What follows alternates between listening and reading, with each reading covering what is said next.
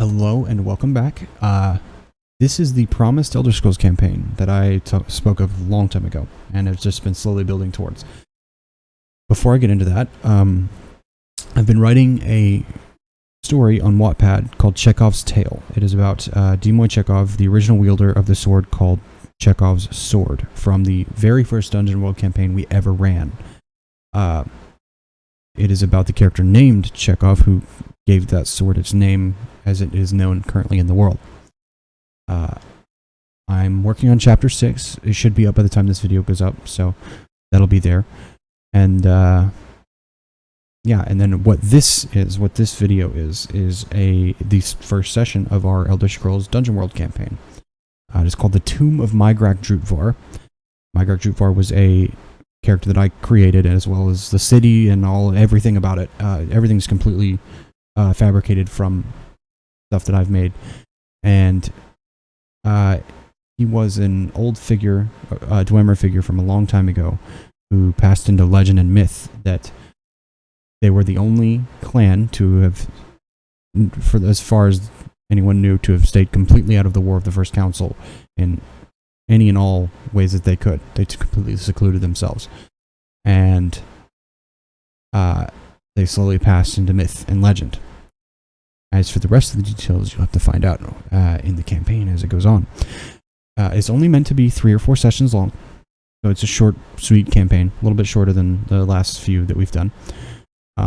Should wrap up pretty quick, but it'll be very fun, very, very crazy, a lot of fun stuff. It's at maximum level in our sort of custom system, which is 15, and we've worked the whole thing out. If you want to find out how that works, just, message me on Discord and all of that. I'll leave a link for the Discord as well as Chekhov's Tale in the description. And yeah, I think I'm done. I have a surprise at the end of the campaign also. Surprise to throw in something that I'm not going to tell you anything about until the very end. So you have to see the last session to find out. Whenever I tell the players, it will be after the campaign wraps up and stuff. I'll unveil it. We'll see when we get there. Enjoy. 3, 2, 1, click the play button. I'll let it play for a second because you'll know which track it is.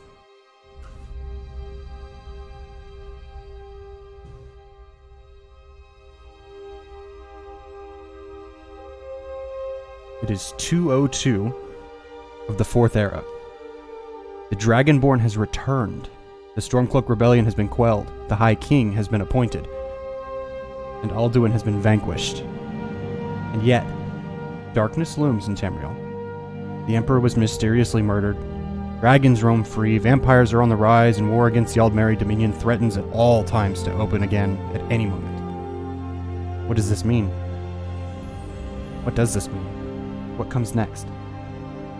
Tamriel is a long way from peace and normalcy. Farther from it if you ask some folk. With 2 Elder Scrolls being identified just within Skyrim alone? No. Sure as the Divines, nothing is normal. Where weird is entertained, it grows. So a small group of odd people gather, by chance, to discover a fairy tale or two. So, Dar, you have been wandering a bit, and remind me exactly what has brought you into Markarth. This time of, at this particular time of the year, this wonderful particular moment. What brings you? Not long ago, I was tasked with killing the Dragonborn, but decided not to, and ended up helping him kill a dragon. In the process of helping him, he told me a rumor of something here around Markarth, and I'm here to investigate. So you're here looking for a job that he mentioned, and upon arriving, all seems pretty normal here. No one seems to be on a particular move. Everything seems to be kind of settled right now, especially all of the events with the Forsworn in recent months, and a lot of the other fun stuff going on. Stuff in the mines, as well as the museum opening, actually, and all of that. that finally happened. And going into the Silverblood Inn and just kind of sitting in a corner in a table and just kind of waiting and watching and seeing, waiting for some rumors to cross by. You spend a few days here, just kind of hanging out, watching for something, listening for rumors, and nothing seems to have come down the chain yet.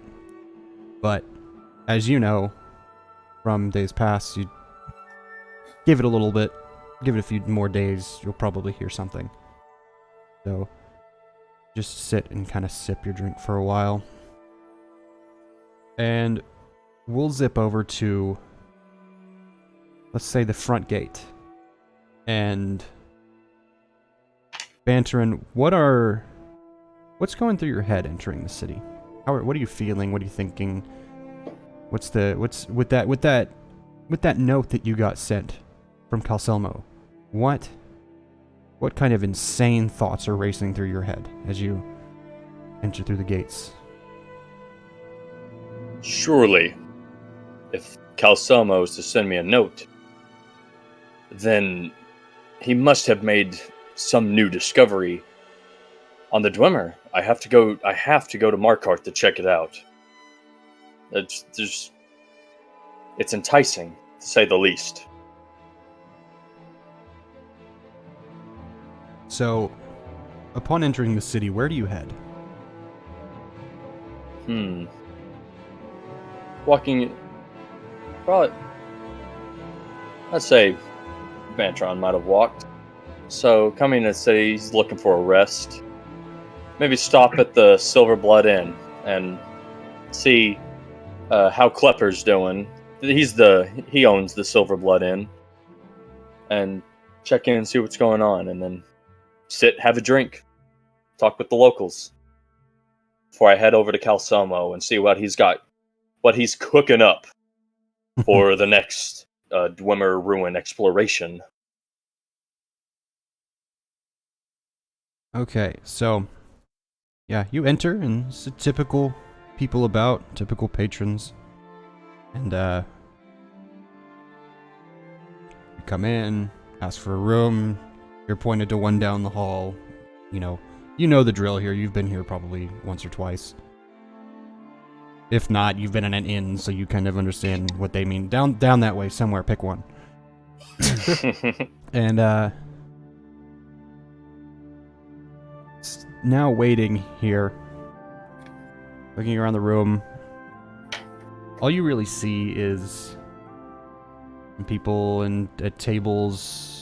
Nothing out of the ordinary. A couple of guards from the mine, a couple of city guards, with their helmets off, just on the table, just drinking. There's a red-haired woman over here, just looking kind of rough with like a fur cloak or something on, minding her own business. Got this guy, this Khajiit, looking a little suspicious over in the corner, but nothing really beyond that.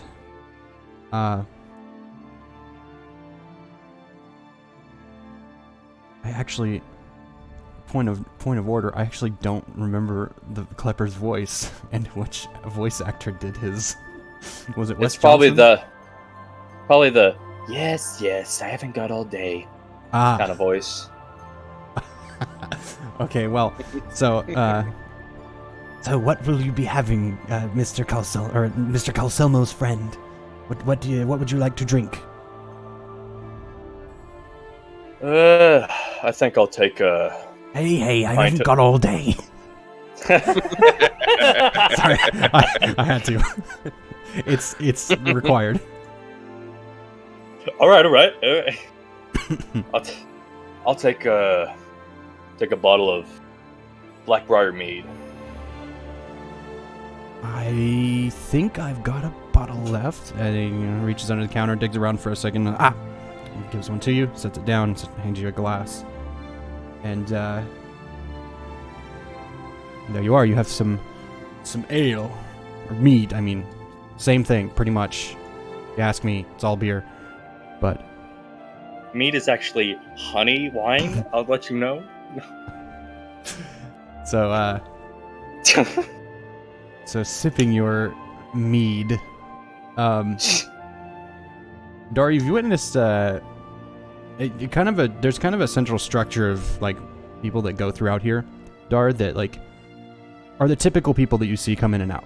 And over the last couple days, Thieves Guild, you've picked up on this like that, no problem. You know what to expect to come in and out. And this guy's out of the ordinary. He hasn't been here before in these last couple days waiting. And he kind of saunters in like he kind of knows what's up.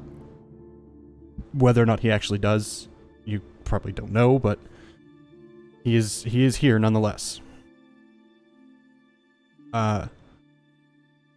Would you like to do anything, or do you just kind of sit and observe? Well, I would like to listen in on any conversations he might have, for one, but I'm still trying to stay out of the way until something comes up, something presents itself for what I'm looking for. Yeah, and you're used to sitting and trying to, listen in, be nosy, and no problem. And so far, it seems he's just asked for a room, and he just kind of like looks a bit weary from travel. Doesn't look like he's from around here. Bantaran, is the sword open and exposed, or is it in a scabbard of some kind? I believe it would be in a scabbard. Okay. Just in So, case, yeah, like he's it's a normal bright blue, especially if it's in dark light, and then in case there's certain enemies involved, it would be even brighter. So he keeps it in a adorned dwarven scabbard made to fit his sword. Okay. So you just see he's got some pretty nice armor, actually, very uniform looking, and a very fanciful scabbard on around a pretty big sword on his back. The scabbard is kind of odd shaped. It's not really, because most scabbards end in a sort of this shape. It ends in this shape, Point. just flat at the bottom, which is a little odd. Not usual or typical of a sword, but hey, to each his own weapon. So you listening in and you sitting and having your drink of your honey wine. A few more city guard come in, take their seats and stuff. The two that were already there, they go out. Seems like some kind of shift change. It's kind of late in the evening here. And in walks a man, hooded, blue robes, older in years, of the high elf persuasion, and he's kind of looking around, trying to, maybe like he's looking for someone. And then he spots you, Bantaran. He begins to wander over. Well, hello, my friend. It's been a long time. Calcelmo, it's been quite a bit, my friend. How are you doing? I'm good, very good. Confused and surprised, but I'm good. We should talk. There's a lot of good things, a lot of good information, things that will excite you. Ooh, sounds promising. Follow me. I rented a room. We can talk in private there. Okay, so you take him aside and you guys go into the room, and he says, I have found there might be a bit of evidence to corroborate the existence, possibly, of the city of Zaburmasil. Now, if you remember, this was a fairy tale. This didn't exist. No one could find it. And look, now, there it is. And he pulls out a book and he says, look here, in this section here. And he's it's in completely in Dwemer, and then he pulls out another book and that one's completely in Falmer. And so he's just he's oh yeah, and then he starts reading out. Do you read Dwemer and Falmer? I think probably not Falmer, but I don't think Bantaran knows Falmer, but he would definitely know Dwemer. So yeah, he pulls out the Dwemer and is like, oh yeah, it's Dwemer, and he pulls out the other one. You're like, what is that? And oh yeah, just Falmer. Sorry. And he says, he's showing you stuff in the Dwemer book, and then he starts showing you stuff in the Falmer book, and it's just clues and certain things and instances from a long time ago. The one in Falmer is regards to some of the Falmer that had like retreated into the mountain as he like is like translating and reading it out to you. Some of the Falmer that had retreated into the mountains a long time ago had settled into kind of a little quiet and secluded tribe very far away from everyone and everything. They'd managed to find a peaceful place without having to go completely underground. And then it talks about later on in the journal, it's almost like a record of this sort of tribe's history as it was. And it reads about some of the Dwemer coming, and sometimes some of their tribe would go with the Dwemer. They would be offered work of some kind, which was not typical of the Dwemer. They usually stuck with themselves, but work is work, and nice things are nice things whenever they're offered. They don't have use for money because they're now in a tribe and pretty much disconnected from everyone else. So materials and nice things and food and blankets are pretty good for the Falmer. So these things being offered, they would often go off and work with the Dwemer. And people would never come back. And it just continued for years. Until eventually the journal just ends. And there's no more information. So, what this could mean is that, from what we know about the Falmer being somewhat enslaved or taken underground by the Dwemer, that maybe, just maybe, they were being taken to Zabormasil through a tower called Thigzatand, which was the top side, as you know, having its own separate sort of name. And I think it's there. I think it truly could be. Do you remember the story of Migrac Drutvar? Migrac Drutvar. Very few tales. No tales are coming to mind as of right now. The Drutvar clan was the only clan known to have stayed out of the War of the First Council. They stayed out of it completely. They didn't get involved. They didn't even send reinforcements. They didn't communicate with others. They just isolated. Allegedly. And then this information kind of fell into mystery and away from the world. Now, it's resurfaced. We should go. We should go and see if we can find it. I think I know where to look. There are certain clues that point to this place. I agree. We need to find... This is serious. We need to find people who are reliable, we can count on. Just the best of the best. I have one. That I know of specifically. Maybe we could find some others down there in the bar. There's always roguish types and travelers ready down there. We may need somebody to... Maybe someone who's so good at picking locks they can get us in anywhere. That could help us, just in case any secrets are hidden behind locked doors. Well, if one of those comes along, I'll let you know. And sure you will. Motions for the door, and he goes out and he looks around for a second, and then he looks to the red-haired woman with the dark skin, furry cloak over her back, and she's kind of leaned over the counter, taking a drink, minding her own damn business. And she looks up and she says, "Calcelmo, how are ya?" And my dear, hello. My associate has arrived. We are almost ready.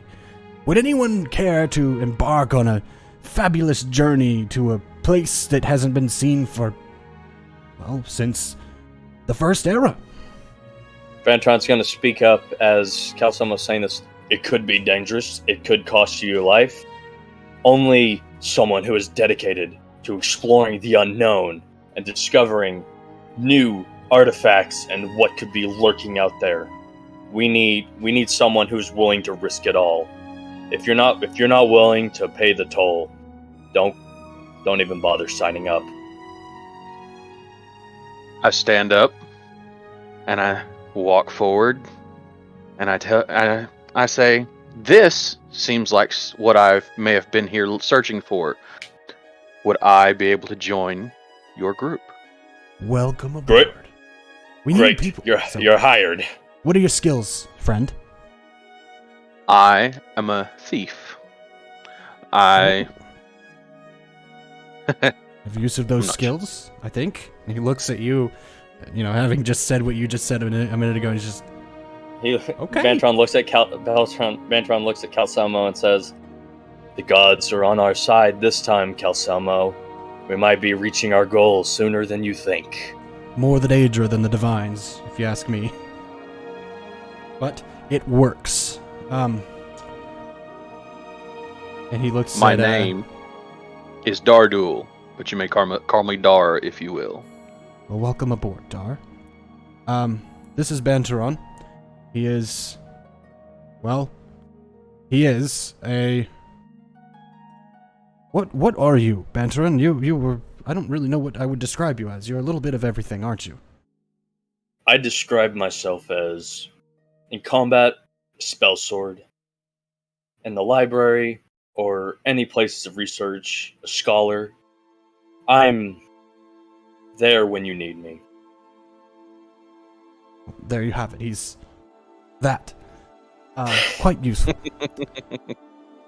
I have something else that we should discuss. I don't want to pull it out here. It's a bit of a subject. We'll talk about it on the road, though. And he says, "First, I need a drink." He looks at Madeline, and he looks at you, and he goes, "I'm gonna get a drink."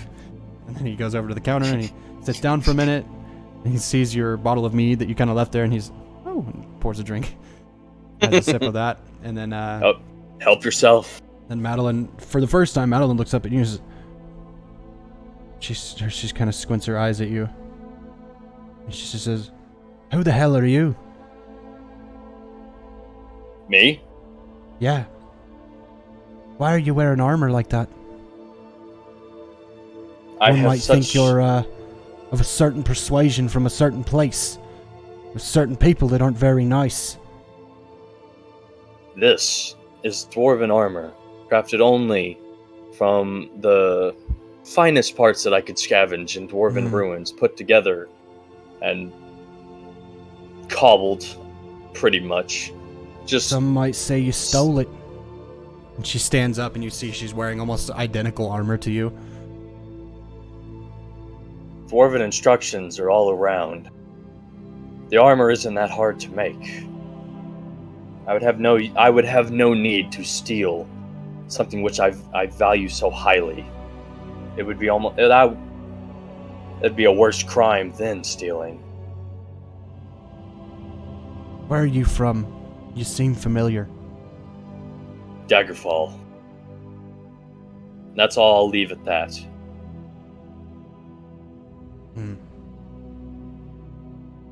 I was from Daggerfall once. Maybe a conversation for another time. So you're Breton as well. I was. Once. Was? I won't press you any longer. I know how hard it can be leaving the lands of our people. Kind of goes back to her drink and waiting on Calcelmo to finish his, and he finishes up, and he kind of looks at everyone. He says, "Well, I think that's enough for the road. Let's head out. Plenty of road ahead of us. We need to head towards Karthwasten, and then from there, we can go up into the mountains. The old fairytale spoke of a village under the mountains and such, so that would be a good place to start, to head west after we get there. So, let's go out there, and then head west up into the mountains, and then maybe we'll stumble across it. I'm not sure, but we'll look for clues as we go. I think I know what to look for. Maybe." I've been on worse goose chases. Lead the way, Calcelmo. I'll make sure to protect us. And I'm sure our newfound partner here will help us as well.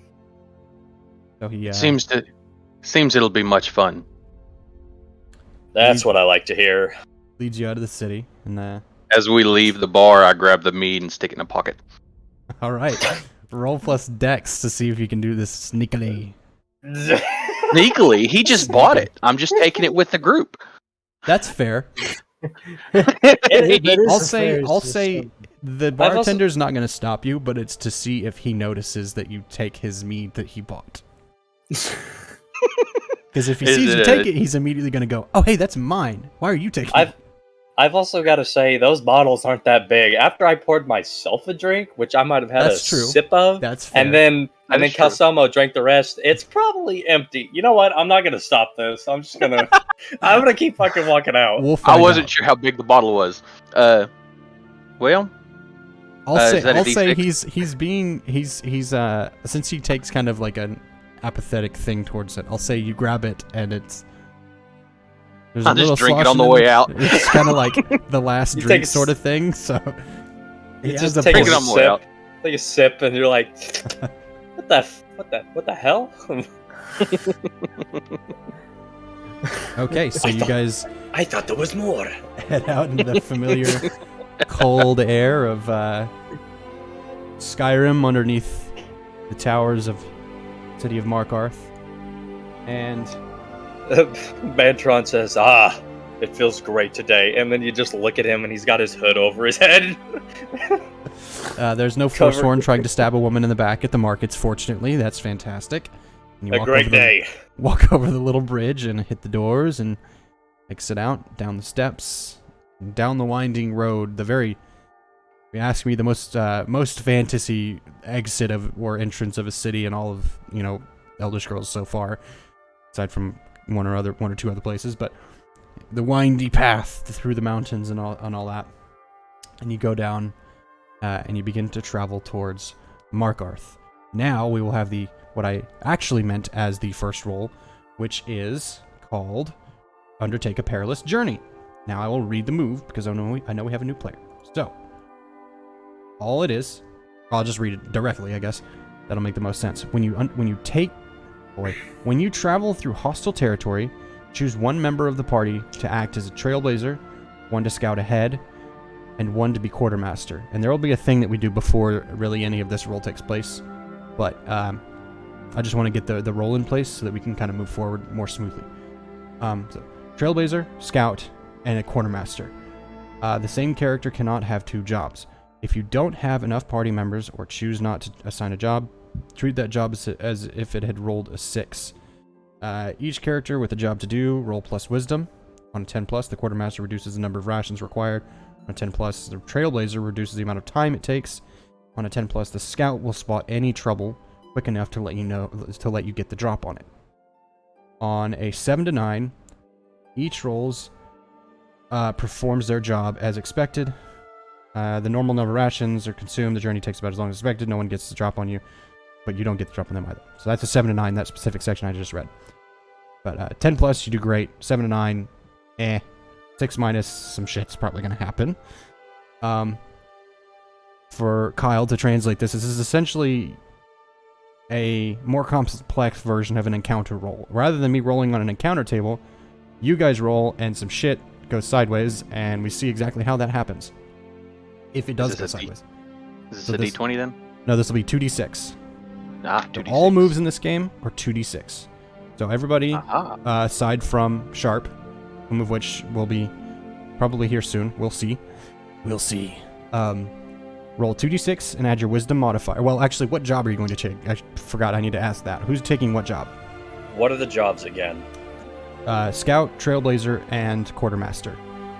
Scout looks ahead. Trailblazer saves you time. Quartermaster deals with the food. I think Calcelmo should be the Trailblazer since he's leading the way. He'll be our third. Okay, so... And I'll be the... What do you think? I was thinking probably Scout for me. To say, Dar, do you want to be the Scout? I'll be the Quartermaster. I will roll for Calcelmo because since he's going to be with you for this whole campaign, I'm going to roll for him. As I've said in the past, rolling for NPCs typically isn't something you do, but I like to roll for NPCs because I like to see what happens. Because it makes it more interesting. Because instead of just always failing, something might happen. And indeed it does. So without modifier, because I don't have one for him, he rolls a 10. So... God damn! You guys are finding your way pretty well. We're level 15. I have a minus 1 to wisdom. Plus wisdom, yep. I have 11. fuck me sideways. I got a 3. Oh, Oh no. Ooh, But I'm the boy. quartermaster, so whatever. So I'm hungry. So Oh. I'll say everybody. I guess everybody forgot to eat before this started, except for Sharp. So you two and the imaginary dungeon rations. I guess everybody mark off 2 dungeon rations. It's not, you guys forgot to eat. I guess you had a liquid breakfast. It's called mead. I don't need nothing else. So we'll get to the applications of all of this in just a moment. So as you guys kind of get around the corner, you know what I'm talking about. As you come down the hill away from Mark Arth, you get around the corner and you start traveling the road. Calcelmo looks around a little bit and he has like a pack on with like a thing wrapped around, attached to the side of it. And he says, "Let's stop here a moment." And he walks over to a rock and he sets the pack down and he pulls the cloth off. And he says, "I found something recently. When I went down into Nakonzel, something I hadn't seen before. You don't know Nakonzel is the city, the Dwemer city underneath Markarth. I found this," and he unwraps a rather ornate sword, actually. That's the best I can describe it. Blue and black and, like, very... It looks like it's probably very old, but at the same time, it doesn't... It's kind of like a Dwemer sword. It don't almost just... It's not Dwemer metal, obviously, because it's black and blue and stuff. It doesn't have any age on it, really. But you can see that, you can look at the design, and it looks old. Black and blue. He kind of hands it over to you, Banterin. And the red-haired woman kind of wanders over and she says, "I've never seen anything like that before. Where did you find that?" And he kind of looks at her and he says, "One of the chests, I scooted one aside that I hadn't seen before, and curious about trying to maybe see if I could figure out one of the Dwemer locks again, and scooted the chest out of the way, and there it was, wrapped up, just like it is." Black and blue. This kind of metal, just looking at it as a first glance, I've seen something similar on Solstheim, and it almost makes me think it's an ebony kind of mixed with the Dwemer ore, and this blue looks like an Ethereum. Hold on, I can compare and see if it is Ethereum. And Bantron takes out his sword and kind of holds them together to see if the blue matches with the sword Calcelmo handed him. The red-haired woman noticeably crosses her arms and looks at you as you do this. So what do you do with the sword?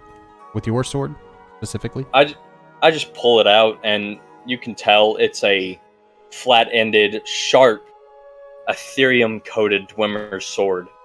And it's just beaming even in daylight, a bright blue. And I'm holding it next to the sword Calcelmo handed me to see if the blue and black sword he handed me matches mine. So maybe I can see if it's Ethereum, and if it doesn't match, then we have another mystery on our hands. There is in the sword, there's a little gem in one spot on one side. It's not on the other side, just one spot. It's just above the cross guard. And you hold it closer and it starts to, it's like kind of, it looks like Ethereum kind of, but it looks faded and like unpowered if it could be, which doesn't really make sense because it's Ethereum. But you hold it closer, it begins to glow a little bit. Huh. This is unexpected. If the light is going brighter, what would happen if you touched it? I'm Together.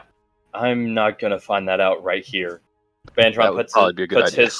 Bandron puts his sword back in his sheath, looks at it, and says, "In my travels and Calcelmo, you sending me to Dwemer ruins and cities. And coming across Falmer, I've noticed one thing: the Ethereum in my sword would glow this bright when there's Falmer nearby. As strange as it is, but why would bringing my sword close to this gem make it glow? You hear a sword unsheath, and then you see her flourish and then like smack the side of the sword with hers. And Can I fucking roll something to hold that sword in my hand so it doesn't fly out? I'll say roll plus Constitution just to make sure it doesn't fly out of your hand when she does this. Oh, plus Constitution, eh? There's a second thing that's going to happen that's going to blow your mind a little bit. Ah, fuck! One of my dice fell. It was a 6 when it fell on the ground, but I'm not gonna. Well, count there's two. What? I rolled 2 plus The a 2? 3, so We'll 5 find out. plus my 5 plus my plus 3, so I rolled an 8. So, yeah, it stays in your hand. You kind of, whoa, as she hits it. The first thing you notice, that looks like your sword. Her sword? Yes. It looks like your sword, almost identical. Second thing, as you are holding the sword and keeping it in your hand, there's no sword there.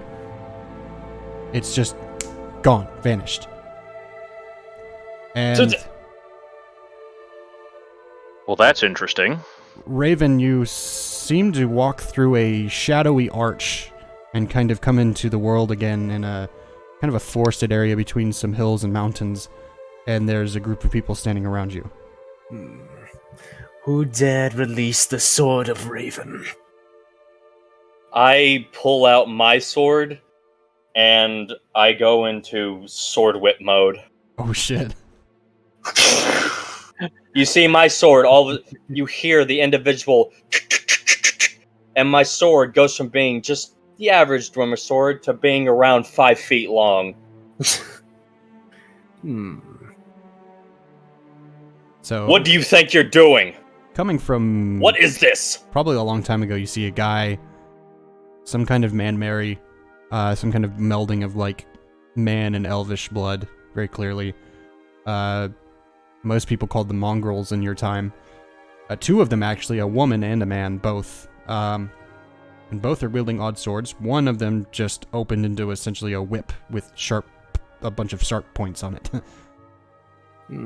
As well as a Khajiit and an old man, who is very clearly a high elf, wearing a hood and some robes. Interesting. Who the fuck are you? I'd like to know. Me? It's the woman, like, It's not pointing her you. sword at you. Now, Raven. Not, like, aggressively, just kind of, like, pointing it at you with, like, pretty relaxed stance. Very clearly, So- like, he's probably not going to do anything, but I'm curious. You release the sword of Raven, yet you do not know who I am. First off, I would like to know how you know this is a sword of Raven. That sounds like nothing any Dwemer textbook or scroll would even talk about. Raven? Well, they called us a thief earlier. Maybe some of the Dwemer were a thief themselves. A long time ago. Of course the Dwemer were thieves. They took all kinds of things. They took the Falmer's eyesight. I'm not saying the Dwemer were good, but what does this have to do with now? The Dwemer stole many things. I was some friends with Dwemer quite a long time ago. But Well, some friends they are. They cut and run. The fucking mountain blew up and now all your friends are gone. Sorry. to be fair, they had it coming, now didn't they? Well, some might say. Kagernak and his fiddling. Well, as that tribunal that was there. They had it all I'll say coming by Dart, their own hand. all this shit is probably just whizzing over the top of your fucking head, whatever anything is going on. All you know is some guy just appeared after a sword disappeared. There are 4 Dwemer nerds, and there's just one guy like, what the fuck is going on? I'm just standing there back there protecting the wizard if I need to. Just like, just scoot back here for a second. Just scooch a little bit. Just hang out back there. We're gonna figure this out real quick. Okay. We're gonna settle this. Hmm. So I, what's I your, look at his sword, and You do notice that it is Ethereum. In your time with your Dwemer friends, you would have known about it, and that's pretty rare. And there's two of them in front of you that are swords, coated. They're probably not solid, because that would be ridiculous, but they're coated in Ethereum, which is pretty fucking wild. On its own. Interesting. Nothing compared to the full set of armor made of the same material that I have once seen, but interesting nonetheless. Of armor. Now That's you're too much talking power. crazy. That's too much power for one man or more mer to handle. Hey, she kind of looks at you and she's like, friend, but we're wielding swords made of this stuff. That's a little bit much power for us, too. It's a dangerous power to wield. That's why we must protect it from others. It's fair. Good plan. But it appears no one protected it from you, now did they? Calcelmo steps forward and he says, Are you... What master did you serve? Who are you? Master, I serve no one. Then are you... Then why? Newly awakened friend, then are you interested in an adventure? To start out your new life again here. In Nirn, in Tamriel.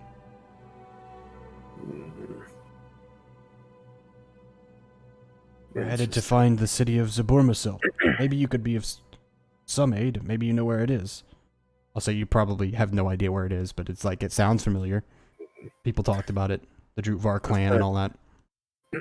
I've heard of it, yet I don't know the location. Well, maybe we can find it. We'll see. What do you say? Calcelmo, you're way too trusting of this stranger. Well, when someone appears from a sword and says that they're from times long past, I can be a bit trusting, sure. And curious. That would make me more specific. Who released me.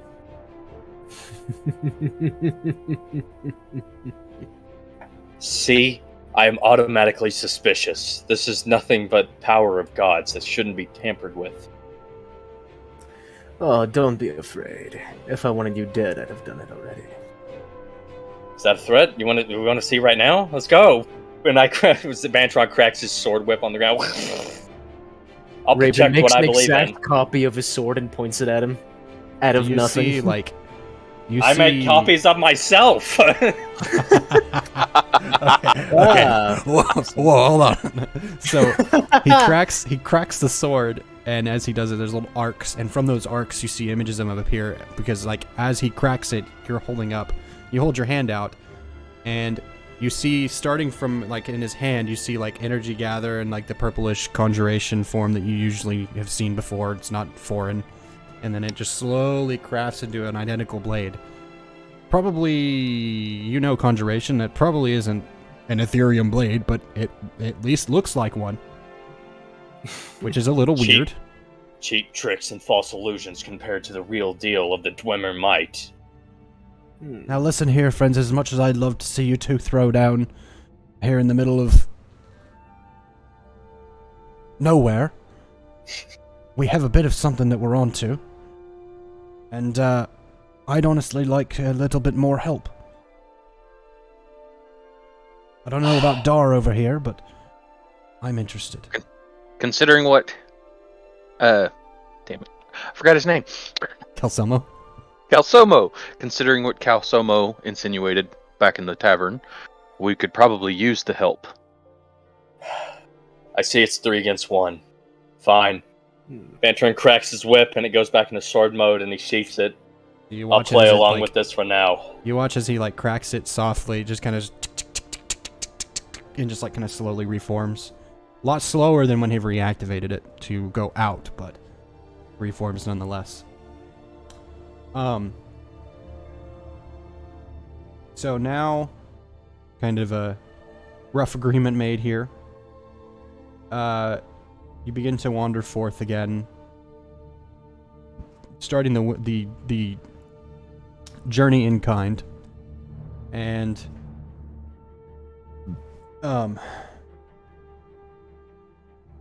sorry, I was looking at something on the other screen. You start the journey in kind, and wandering along. Thanks to Dar's high roll, you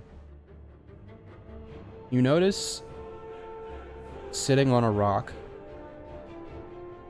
there seems to be a figure, and it's kind of like a tree, and then like a rock right next to the tree that the tree seems to have just like kind of grown up from under it and then straight up. Shorter rock, and he's sitting on it, and he's kind of leaned against the tree with his head slumped a little bit. Very visibly not moving, very clearly not moving. Dar, what would you like to do?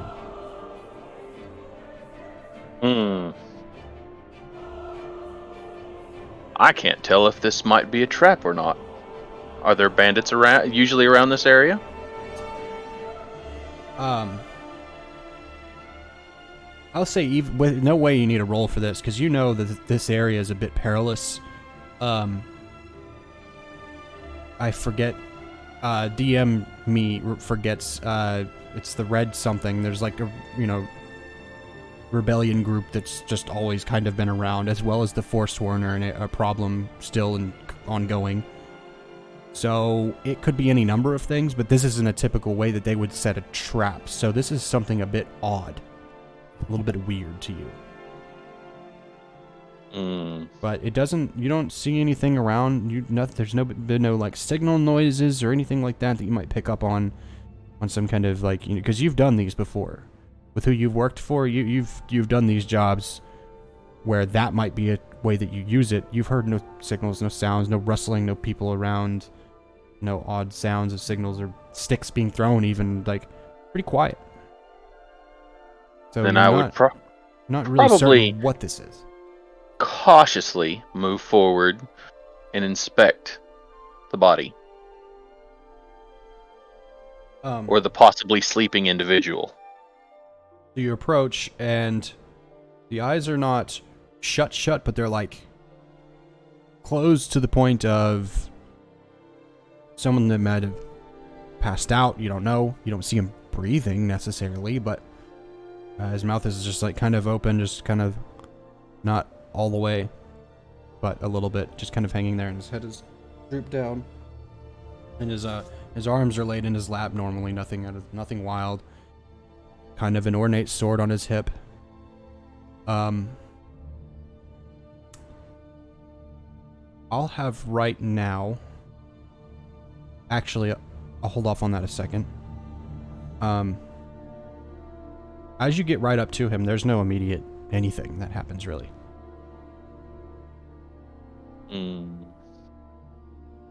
Give him a light shove on the shoulder to see if he will awake or if he falls over. He kind of just like rolls back a little bit.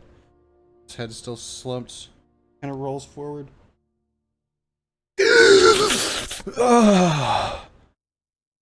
Well.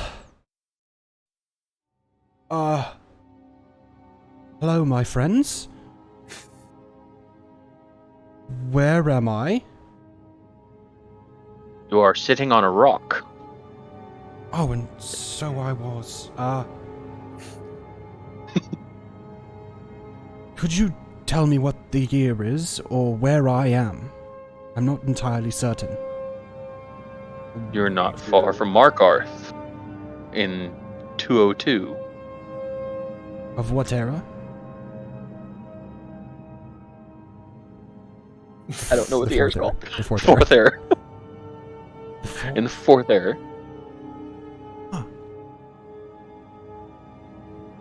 Don't remember when I fell asleep. Oh boy, I seem to have starved to death again. Could you spare some food? I'm famished. Absolutely famished. I will now have... So, one of you can roll Discern Realities, one of you can roll Spout Lore, and one of you can roll Aid to one or the other, and you can choose after the other two roll. So who wants to roll Discern Realities, which is essentially a perception check, and who wants to roll a Spout Lore, which is essentially your character remembering something about a figure or a person or something in the world. Discern realities is wisdom based and spout lore is intelligence based. Who would like to take what role? I could do the wisdom roll. Do you want to do discern realities? Okay. Yes. Who wants the spout lore? I'll take spout lore. I'll take spout lore. And Kyle, you can go ahead and, because we haven't done bonds yet, because I do bonds at the end of the first session because you guys don't know each other, so there is no bond to be had. So go ahead and roll 2d6. Don't add anything to it, just raw 2d6. It's called aid or interfere. Usually you add your bonds as the modifier, the number of bonds you have with that character as your modifier. But, as I just said, nobody has any bonds yet, so it's just straight 2d6. Don't tell me what you rolled yet. We'll worry about it in a second. If you succeeded, between 7 to 12, it doesn't matter, we will apply to whoever you want to aid. So go ahead and roll your discern realities and your spout lore, and we'll see what we get. So 2d6, correct? Yes, 2d6. Spout lore is plus your wisdom. I mean, not spout lore. Discern realities plus your wisdom. Spout lore is intelligence. I've been rolling like shit, but thank God I have +3. I got a 7. Okay, so. I got a 14. Very nice. Nice. I have a +3 on that one. I will leave that because there's going to be some shocking answers. Second, so the spout lore. Banterin, the only thing, because this is interesting but not useful, the only thing that comes to your mind is a fairy tale figure, unrelated to anything that you're doing. It's just a name. That's it. That's all. It's really, I mean, from what I'm thinking, the only thing that comes to mind for you is just a name. No details. Patchwork of a story, possibly, but not enough to, like, even try and tell somebody details of, like, how you know this. It's literally, you go, oh, there's a thing, and the thing happened. The Wandering King. Why do I know that? You can't really pin it down, but it's like the Wandering King. Sharp. Raven, excuse me. You've already come out of the sword. Raven, ask your 3 questions from Discern Realities. Yes. Okay, let me look at the page so I know the things that I shall be asking.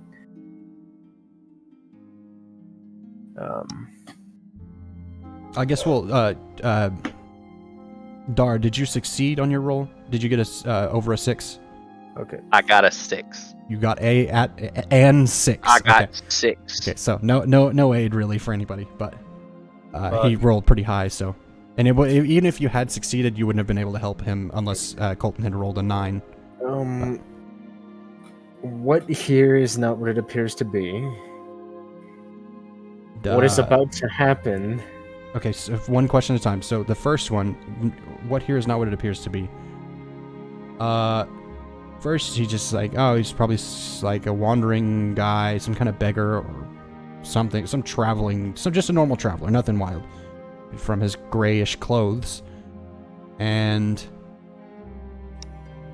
you look closer and you realize, oh no, he's not like just some wanderer or traveler. He's wearing like very fine clothes. The reason they look like traveler's clothes, worn or whatever, is not that at all. He's worn them for so long that they've turned gray. They could have been The brown. next thing that freaks you out a little bit is his sword is rusted a bit, and some of the like the fuller and like the edges of the blade and like the sharp of the blade and stuff. And the crossguard is got its own little set of, oxidization and rust going on as well.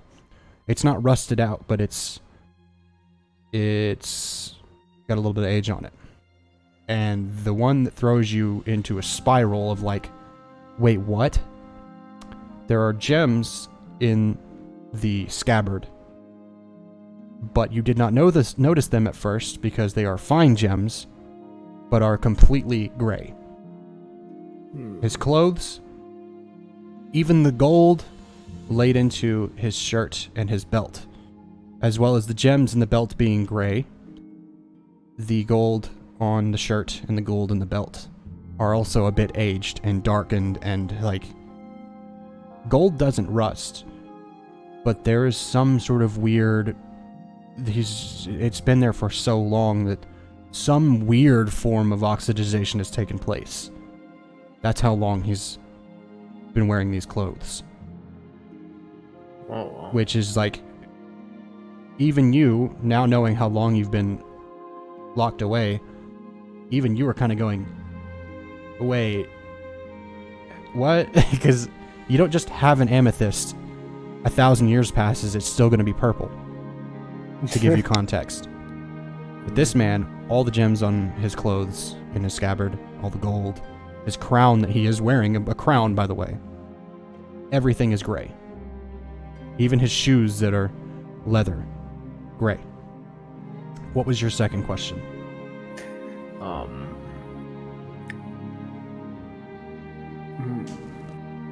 Who is really in control here? You guys. Everything seems to be fine. He seems friendly enough. And what is about to happen? Depending on how you guys respond, you're about to give a poor man who's very hungry a meal. And you have no idea what you've just met. I say what, because, I mean, he seems like a man, he seems like a guy. But he's wearing clothes that are so aged and so old that it's a little disturbing. That have somehow not fallen apart. And somehow have not fallen apart. That is a good point of note also. The gems have... I'll say it again. The gems in his clothes and on the scabbard of his very fancy-looking scabbard, of his very fancy-looking sword, are gray. How close is this guy to us?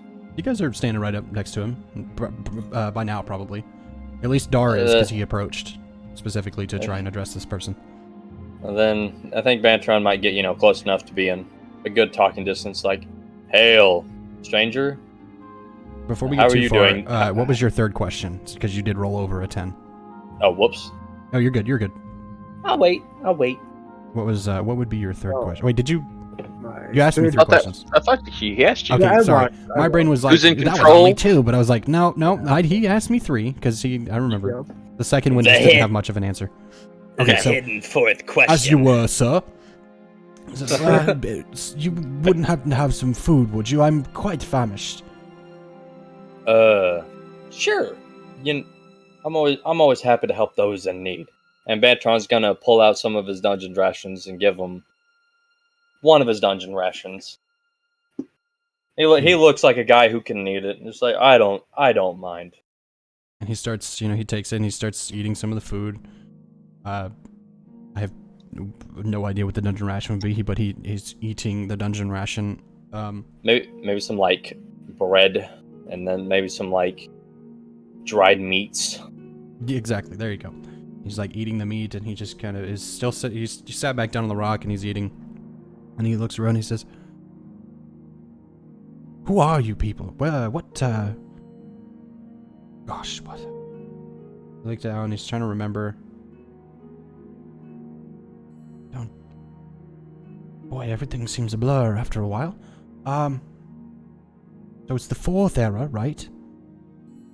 Yes. When's the Yes. last time you remember? What era would you think it would be? Well, there was a war at some point. There was a war in the 4th era. There was, wasn't there? Yes. I think I remember this. What did they call it? I can't remember. The something or other. Gold Tower. I think the Emperor was fighting someone. The Empire? What are they? I don't know what they are anymore. I don't recall. I do not involve myself in The Great War. political That's affairs. what it was called. The Great War. Well, I see. I remember the Great War. Then before that was, see, while the moon disappeared for a while. That was a bit odd. I don't know what was going on with that. And then and then there was flaming gates everywhere. That was very scary. I ran to here whenever I saw those. Stayed here for a while. That was the just before the Oblivion war, Crisis. Right? That was the Oblivion Crisis. That was right. in the... Just before that the was war. in the... Was that in the third era? Kelsomo, was that the third era, the Oblivion Crisis? He's like mouth agape now. He's just... And he's kind of... and then there was... Bantron's gonna saunter over to Kelsomo and be like... He's gonna whisper in his ear, "We've already had a guy come out of a sword. If we just handle this a little better than that... I don't want to start a fight with a guy who remembers the Oblivion Crisis." Who lived through the Oblivion Crisis. He kind of looks around. He's the Oblivion Crisis. Yes, there was. I heard about some kind of hero in that. That was quite cool. Wonderful. Fantastic. The hero of Kvatch. Yes. Ah, yes, that. Kvatch. That was this. I remember there was a flaming gate. That's the one that I saw, and I ran. I remember now. It opened up, and the city came under attack, and I got out of there. Absolutely not. Brigands and just everywhere. No, absolutely not. I ran to the north. I'll have none of that. Raven just gets close. He's like, "What the hell is the Oblivion Crisis?" You might ask these fine gentlemen. Bantron's gonna pull Raven aside. It's just like, the Oblivion Crisis. Meru Dagon, the Daedra prince. And so you know who Meru Dagon is. Was trying to invade all of Tamriel, using these gates to his plane of oblivion. And there was a few noble people who went in, very fewer who came out, and then there was some lone prisoner as their, no one's sure, their origin story details. They came out of a prison, greeted by the Emperor, and went through these gates, and eventually something happens. I don't know. I skimmed through most of the history. He kind of interrupts you with like sort of a thought. He says, "And the mountain exploded." Wait, no, that was after, wasn't it? Oh. The Red Mountain has nothing to do with the Oblivion Crisis. Gosh, that was separate, wasn't it? There was that one man. I heard a tale of a hero way off in the east. Also, that was very cool. Wait, so what era was this? Might I ask? I believe the Oblivion Crisis was in the third era. Very end of the third era. So as was the Nerevarine. So it appears I've missed 3 entire eras. I'm just going to step back here. I'm just going to lay down and go to sleep. Hold on. And now Bantron's going to go back over to Kelselmo. How old are these two? Are they older than you? How old are these two anomalies that are talking about gates and before the third era? Oh, and the Emperor was kidnapped. That was really bad. I remember that. I was in the Imperial City when that happened. Something about a mage or something like that, and there was a man that went after them. That's all I remember. Bantron leans right into Kelselmo's ear. I'm officially lost. Welcome to the club. I think... What else happened? There were some things that happened off in the west. I wasn't there for that. I don't remember. I just heard about it. I was in the Imperial City for most of the time. It's still called the Imperial City, is it not? I must ask a question. If you're recalling all of these vague memories, have you heard of the continent of Akavir, perchance? Akavir? What's that? Is that it's a continent, you say?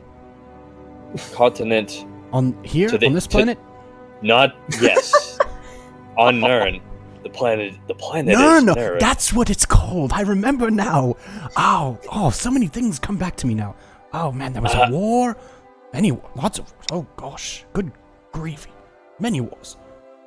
People hate each other. I can't explain the details of that. And then there was the Oblivion Crisis, which isn't really a war, but it kind of is at the same time. And then there was Second Era, I think.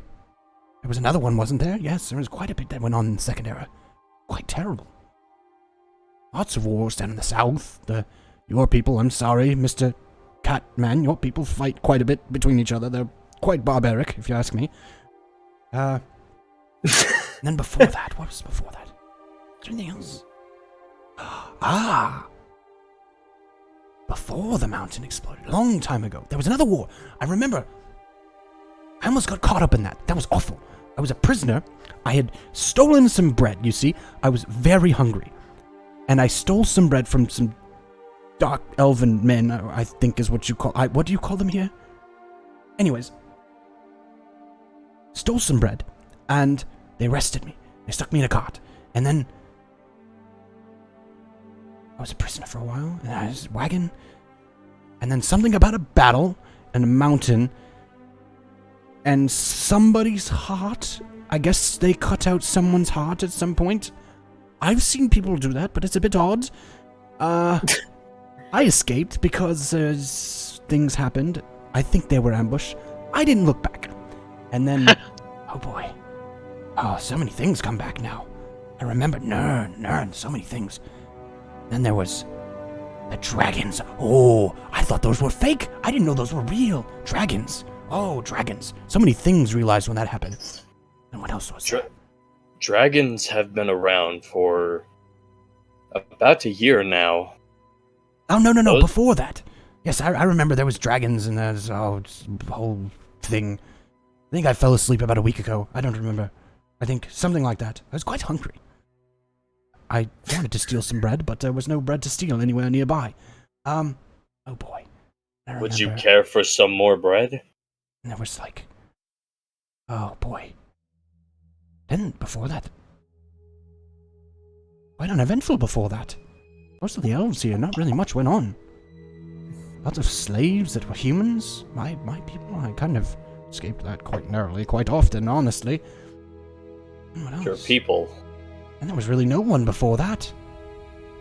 That's... I have another question. I remember now. Yes, I came in and... There's not a lot going on. I have another question. What? Have you heard of Helena Whitestrake as a figure? Who was he? I don't remember exactly. He was someone who defended... He was a defender, took out elves. You're talking... I remember there was a man who killed many elves. I remember there was something about that. And then there was some sort of empire established afterwards. And then elves that man and aliens? just kind of disappeared. Interesting, yes. So his name was Pellinor Whitestrake. Yes, sounds like a hardy knight. Love to have him in my court. Oh, my court. I haven't thought about that in a long time. Don't remember anything about it. What was in there? Don't remember. What did it look like? And all three of you kind of notice in this moment, he kind of gives like a distant stare, and there is a deep weariness in his eyes. It almost like moves the heart in the moment, just like, oh God, what has he seen? There's so much. Like, you see his eyes and there's just so much there. And he goes, I'll have to remember that some other time. Thank you for the food. I've been here quite a long time. Very long time. I think I'll be off now. I think I'll find somewhere else to explore. Wait. I have one more final question. What's that, friend? What would you know about the Wandering King? Wandering King. Ah, yes, that's what... I think some people call me that, yes. I don't know, What do people call me? Don't remember. Insane. Very. Justified. Hush, Raven. Dar. Let him speak. If that's what people call me, then yes, I am the Wandering King. I think people call. It's been a long time. Long time. Is that all you have to ask of me? That was my final question. I will be off to go find my kingdom once more. It's been a very long time. I have took a bit of a detour here. Got lost a couple of times. Somewhere between the war and getting arrested for stealing bread and the flaming gates. I was a bit lost. So I think I will be off now, if that is all the questions you have for me. I'm not a historian. I don't really remember things. This is a long time, you say, that I've been here. Good gosh. With your knowledge, you might as well be a historian. I bid you farewell. Yes. Indeed, friend. Farewell. He kind of turns and begins walking down the road. And as he turns and starts taking stride as though he's going to start walking away with pretty good pace back towards Markarth, you watch him ignite from, like, his feet, like the ground around his feet, and then up to his head in, like, kind of about that speed. You see him erupt in blue flame, and then he is gone. So you just hear, and he's gone. What in Mara's name was that? So that's what that feels like. Friends, Very I've interesting never individual. experienced someone like that in my life. Does What anyone is- know who that was? The only thing that I could possibly remember was the tale of the Wandering King.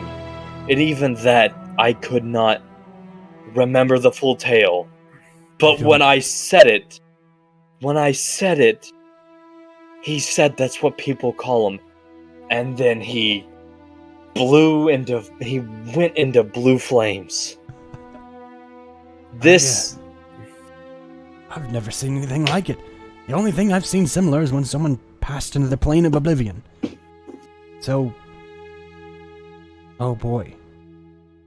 He kind of looks at you, Bentera, and he says, are there other planes out there that we don't know about? There very well could be. Oh. Don't forget about the Headless Horseman. I believe I wrote to you about him in one of my notes.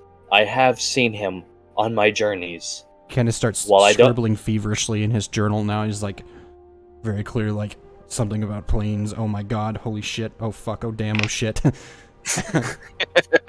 We don't know. There's a lot of planes we do not know about. The only ones that I can recall are Hermaeus Mora's and Meru's Dagons. I'll make a point of order for the players. Remember that character. Anyways, moving on. What?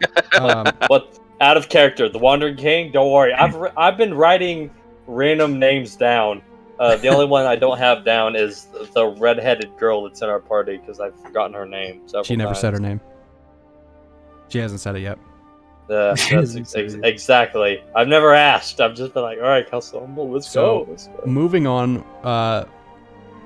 we'll continue with our original roles. Since Calcelmo is leading the way anyways, and he knows where you're going, he would probably just take the Trailblazer anyways. Continuing on, you've already been punished for your rations and bad rolls and all that. Quite successful roll from Dar. Dar now heading out in front again.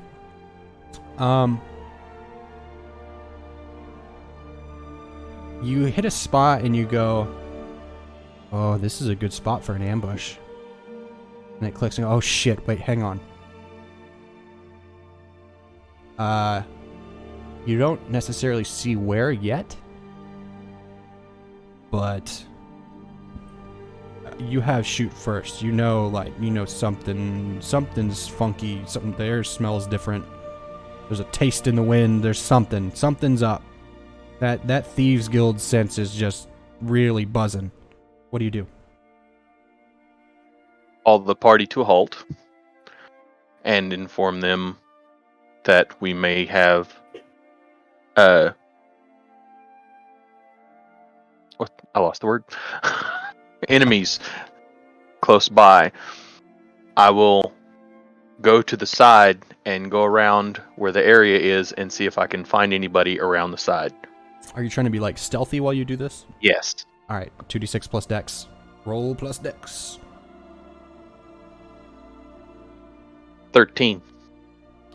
Very nice. Yeah, you guys have, Dark kind of tells you guys to stop, and then he kind of shifts off to the side a little bit, and then you kind of just see him disappear. You can't see him anymore.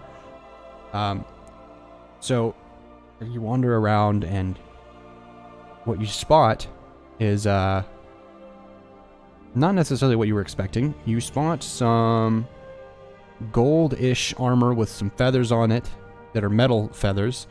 Some ornate armor, some swords, one in darker robes. They all stand pretty tall and about the same height. And then you go, these are high elves. The fuck are they doing?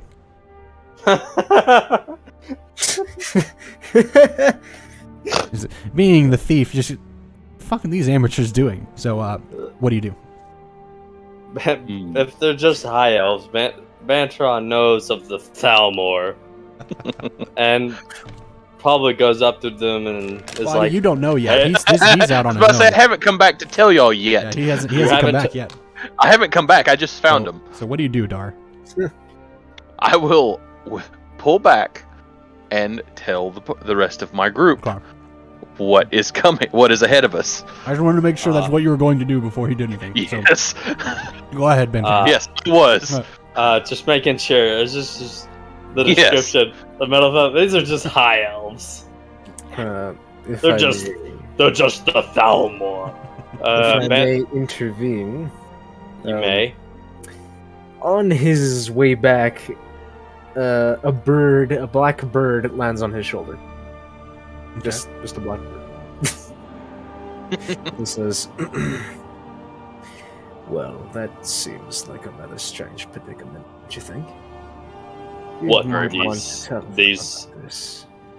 What, these high elves? Yes. This is a Thalmor patrol. As anyone in this era would have seen. I'm not sure what's up with our definitive rogue, but I'm not surprised you don't recognize them. Calsoma, what's your take on this? A Thalmor patrol.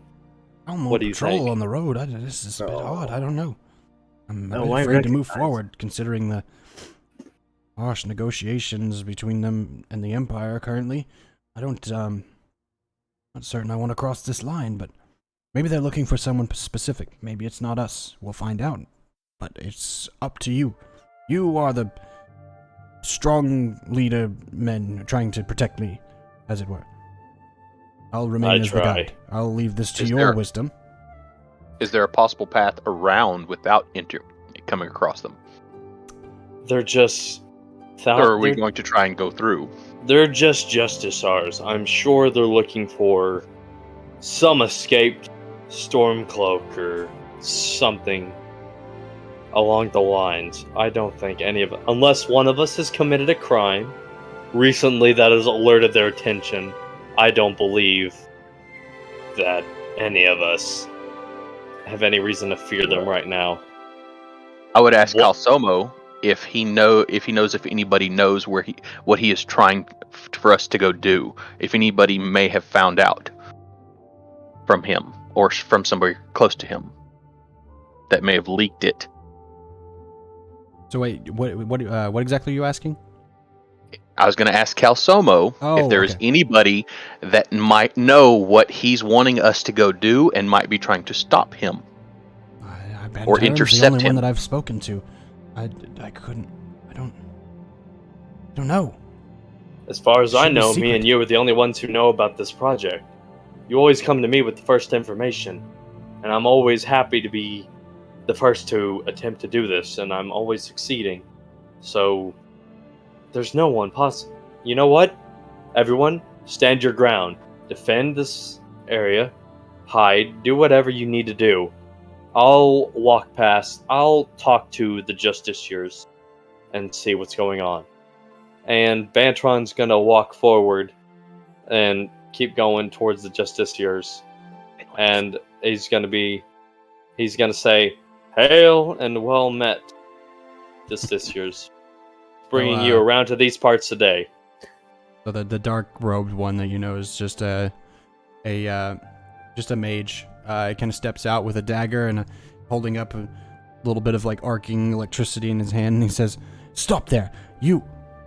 Oh, Yeah. Yes. I know who you are. You're wanted for crossing the border. Tell me, do you know of Calselmo and a Madeline? We're looking for a Madeline as well." Calselmo, Madeline.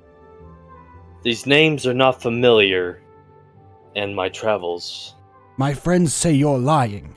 As like the armored ones kind of step out, and he says, "You're under arrest for crossing the borders between Skyrim and High Rock. They are no longer a part of the Empire, and therefore you have crossed in illegally." May I offer you a suggestion? "And what could you possibly suggest to the Thalmor Embassy?" I fucking whip out my sword and go into sword whip mode and fucking hit somebody. Are you going full hack and slash? I'm going full hack and slash. All right, hack and slash, baby. I'm going. What's my move's name? What's it called? Arcane blade work. Oh boy. That's my shit, dude. I'm gonna use arcane blade work plus for everything. intelligence. 2d6 plus intelligence. Roll it. The black bird flying in a circle above just turns back. The literal raven turns back into raven and lands on top of one of the elves and just says, "Couldn't have said it better myself." Using your teleport move, I take it. I rolled a 3. I rolled a 3 and a 4th. That's 7 plus 3. I rolled a 10. Jesus. Hell. Right. And what's my thing? It's, damage, and I think you apply 3 techniques. Is that true? I on a 10 plus. I deal my damage and apply 3 techniques. As for my techniques, I shall be going for. Let me get comfortable here for a second. Fuck these Thalmor. I'm gonna go for Mirage. Okay. Or I'm gonna go for Torrential, which is just me as a player. Like my Mirages don't get Torrential, but I get Torrential. My Mirages just do any damage near them. Let's say you create illusion yourself that deal additional enemies near you. Alright, whatever. Illusion deal your damage, but do not apply techniques. And then my Torrential, your attack ends with a flurry of strikes that your opponent must dedicate effort to blocking or avoiding. If they instead attack you in response to your attack, deal your damage again. And then I'm going to do Flowing. If my attack kills a target, I may immediately attack a new target as if I'd gotten a 7 or 9 on the move initially used. Jeez. Alright. So, did you roll your damage yet? I have not. Which my damage is, a D6, sadly, just a D6. But I mean... very middle of the road compared to a lot of other classes. Oh yeah. But I got +2 piercing. That's true. And I'm in sword whip mode. I immediately just went, wah! So you have, what was it, reach now? I have reach and +2 piercing. Jesus Christ. Alright, let's go. My first roll. Please be good. That's a 2. With 2 piercing. So with 2 piercing. So I do 2 full damage. It would go through pretty much anything. So hold on, I'm gonna do what I did last time. I'm gonna roll a d4 and see how many mirages appear. So 2 more of you appears. I roll it on my end because it makes it a bit random. 2 more of you appear. I like that. So Raven now appearing back in normal shape, in humanoid shape. You land on this guy's shoulders, and then you see 2 more Banterans appear. You see the one in front of the mage, and then the 2 that were standing next to the guy, the mage in the robes, just appear, and then he whips the sword around and just beheads all 3 of them. Before he takes his additional attack thing, what are you going to do here in a second? After he finishes his 12,000 strikes of doom. 12,000 strikes of doom. Also, Dar, be prepared for your turn. Also, we'll come to you in just a moment. I'm going from left to right on my screen here. So, what would you like to do in response to the opening of combat and the beheading of 3 elves before your very eyes, with absolutely no problem whatsoever? Well, I love these kind of characters that can take out elves, no problem. And there are 3 of them that we're fighting right now? 2 guards and the one in the There's- robe? Oh no, there's many more. There's like Okay. probably 15 of them. Ah. so he. Oh, this is a fucking. I have an idea. Oh yes. So he uses. So basically, I am going to be using a lot of stuff here. One Okay. thing anyway. So basically, he uses a lot of his energy, right? This Mhm. blue fire he seems to have, and he makes a ballista. Oh my god, the fucking. Oh my god, the ballista returns! Yes. Yes! Makes Okay, a ballista. so This is Choose what we your- waited for! So choose your what is it? 3 range tags now, or how does it work? No, there's additional range tags. I remember 2 range tags. Far, Okay, so far and near. So it's just gonna hit everything. so it's just a either in ranged front of- weapon. There's no like Yes. it's not going to be very effective up close though. Okay, so ranged and near, because I can pick both. So yeah, it's gonna screw well the hell out of near it. and far are both ranged. Hand, close, and reach are like weapon length. Yes. melee Okay, weapons. then So near and close. far Close is just and far. Close yeah. and Near and far would be like cross. Like near would be bow, like just a regular bow, and far would be like crossbow or like firearm of some kind. Yes. So he's sitting on a This is dude's indeed shoulders a and he's going to hit fire. everybody around him, but Yeah. the guy he's sitting on. So Yes. a I weightless. just spawn like- a ballista on top of the dude too. Just See, I'm thinking the top of the ballista, weightless and psychic, and kind of like a conjuration weapon. It's just like flowing with energy as you hold it there, and you just have like the handle of it. I'm thinking you're just holding it there, but because it's a psychic weapon, it is weightless. So, with your summon ballista, you prepare to attack someone. So we'll leave that there. We got to go back to him because he used his fucking flowing thing, so he has to do another move. Now what? Fucking arcane Alright. duelist. Alright, so flowing, yeah. If my cat attack kills the target, I do additional attack to a new target. And then, other than Mirage, I chose my attack into the flurry of strikes that my opponent must dedicate to blocking or avoiding. Instead, if they attack me in response, I deal damage again. Okay, so you So just you- deal damage. So you said I killed 3 of them? Is that what you said? Yep. Yeah. Holy all- shit! Yeah, you killed all 3. Shit. So fucking flowing. I guess I attack again, and then torrential. Deal a flurry of strikes. They must try to block, or I fucking deal damage to them again. All right, so. Oh If shit! they So attack it just instead of- happens. So you're doing which name them off again? Just the name of them. So flowing. Flowing. If I kill someone, which apparently I killed 3 people, Yeah. I attack again, and if the And then- person who I'm attacking tries to attack me instead, I attack again. And then the other. Wait, do you only get to play? Wait. And the modifiers only apply to me. My Okay. mirages, they just attack once or something. Wait, hang on. Does the additional flowing strike after the flowing strike? Do you get? I'm trying to remember. Do you get?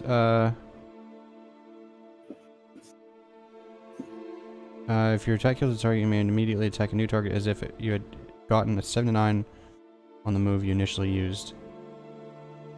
Oh wow. Which means I guess they could hit me. So you get what is it? 2 techniques. And Yeah, to I roll your get two damage. I get 2 techniques and I get to roll my damage, which my mirages I guess are still there. But they don't really do anything, so I would be going. That one isn't very clear. I've been home ruling it that like it happens and then they disappear after the mirage. Is it? Because you couldn't just reuse it again and have more of them appear. So Alright. the way Well, then- I've interpreted it is it just means like they appear, they attack, and then they disappear. Then in that case, since me and my 2 other illusions killed somebody, my illusions disappear, then it's just me, and my flowing would grant me a 7 to 9 on attacking somebody. Yeah. And then with my torrential, my attack ends with the flurry of strikes that my opponent must dedicate to an effort to blocking or Okay, avoiding. so essentially if they- 15 elves are just like, oh shit, fuck, whoa, damn, holy, whoa. Yeah, so I'm just like in a insane flowing strike of torrential attacks, and they gotta try to block me, or I just deal damage again. I'll admit, this is a narrative fight, so I'm gonna switch over to Dar real quick and let him get something in, and then and then we'll move on. Dar, what would you like to do against these high elves that have stepped out trying to arrest you guys, you all? I'll say the redheaded woman noticeably like grabs Calsomo and like backs him away and takes him out of the fight behind a tree. And right now you see Bantron like Link in any Legend of Zelda just Hey,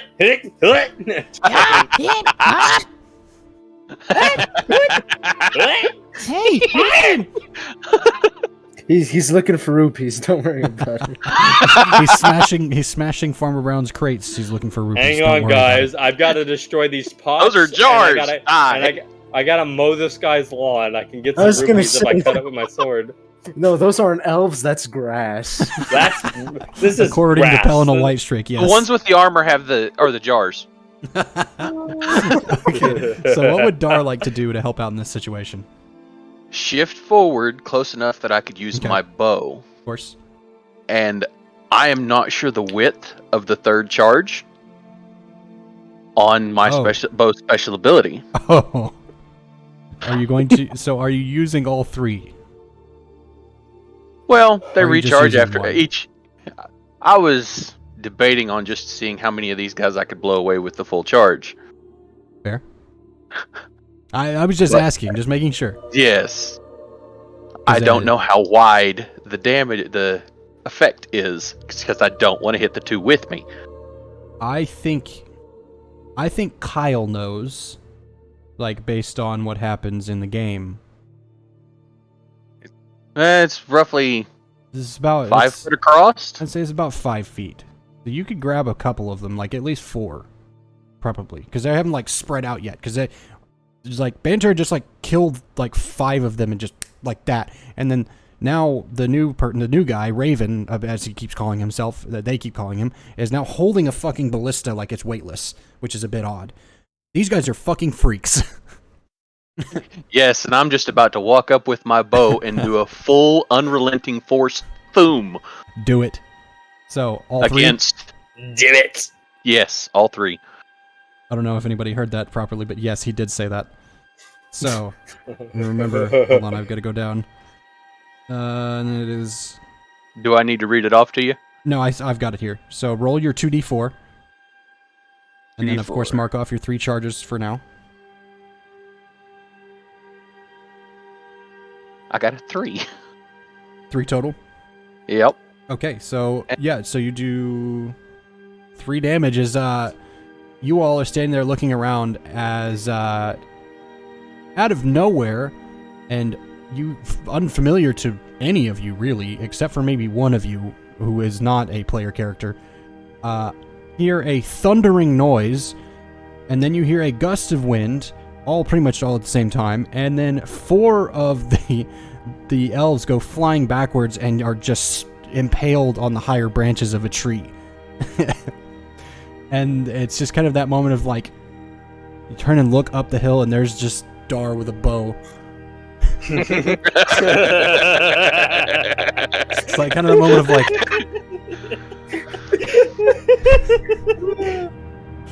I wanted to thin the herd.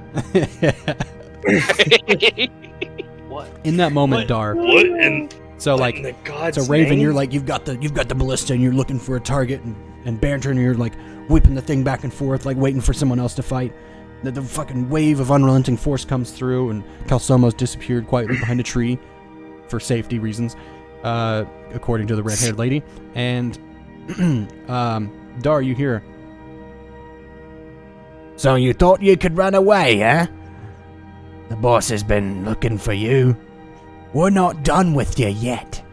And then you hear, and you just see arrows flying Raven, you have to like jump up off the guy that you were standing on, since this is all like kind of happening at the same time, because he takes an arrow through the throat and then just drops to the ground. He says, "No one will be arrested today, because you're all gonna be killed by the Thieves Guild, because this one's done run away, thinking he can just get out. Now, the boss wants those 2 shiny weapons you got there, and he wants you to turn them in, and then he's gonna kill you.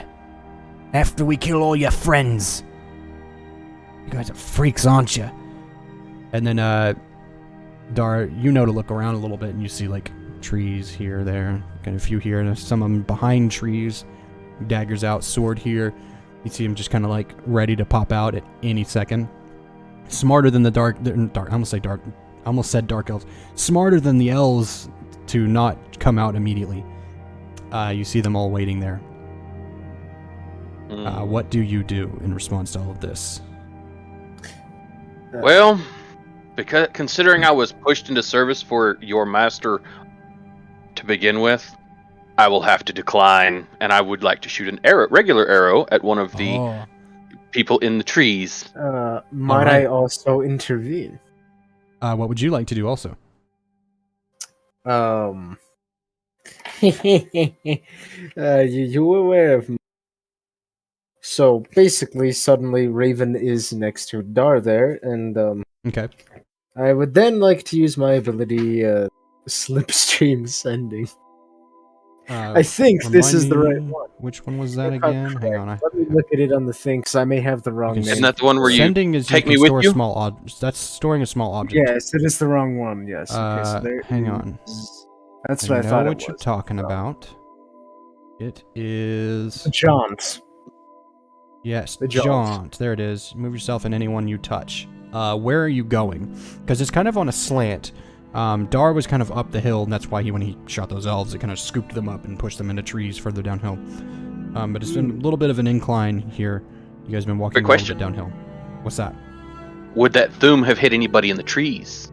No, it would have broke against the trees, unfortunately. Just checking. Interesting. Because you can, Near, really, the choices far are away, in the woods on one side or the other, down or up the hill. Pretty much, they're really your only options. Yeah, so, in the top of a tree, in the woods still, because obviously they're not going to know we're in the freaking top of a tree. We kind of just disappeared. Would I have shot my arrow before we disappeared? We'll say yes, since you chose to shoot. You're experienced with a bow, so like him teleporting up and then grabbing you. And if not, I could just freaking... probably, if so, he didn't shoot the arrow before, I could just open a portal. The arrow thing about your slipstream step, I'll allow you to do this, but you'll have to roll for them individually. So go ahead and roll for your first one, and we'll say that's when he fires his arrow. So roll plus wisdom for your slipstream step, and then Dar, roll your... oh, I didn't put that. Hang on, I'll give you this really quick as a tab to have open. This is a really good tab. I totally spaced on having that for you. There you go. The regular damage for the air bow? Hang on. Open that up. So there's a move called Volley, which is the ranged attack move. Oh, in yeah. this game. So I've got that up already. okay, just making sure. I found it So- when he started looking for discern realities. Okay, so Volley, you're gonna be rolling Volley here, so you roll plus Dex. So tell me what you roll. So just your 2d6, and then you add your Dexterity modifier. Okay, would so be do I do 10. 2d6 for mine as well? 10, fantastic. So you do not choose any conditions, and you get a clear shot. So roll your damage. Which is the 1d8. Yep. Isn't it? Yes, 1d8. Don't be disappointed. This game just has lower damage and 6. lower health. 6. Okay, not bad at all. 6. Yeah, so you fire an arrow off, and you take one out of the trees, right between the fucking eyes, and he drops out of the tree. So what did you roll on your slipstream step? Yes, I was just now wondering. So 2d6, correct? Yes, 2d6 plus your wisdom. Okay, so I'll roll that now. And then you'll have to do it again for whenever you appear next to him, if this succeeds. 8. Okay, so you do appear next to him, but that was a little taxing on your energy, so you're gonna have to take a second before you do it again. But you'll be able to grab him and do it, but you need to breathe for a second. All this Okay, teleporting so- around and this, shifting is a bit. I get to choose one modifier since I got above 7. You got a what? I get to choose a modifier because I got above 7. One Above modifier 7. because he Oh. got above 7. Yes, because I got 7 or above. So that would be you don't draw attention to yourself or wind up exactly where you want to go. Okay. Oh, I see. Yes, it's got a second part of the move. It's cut off on my screen.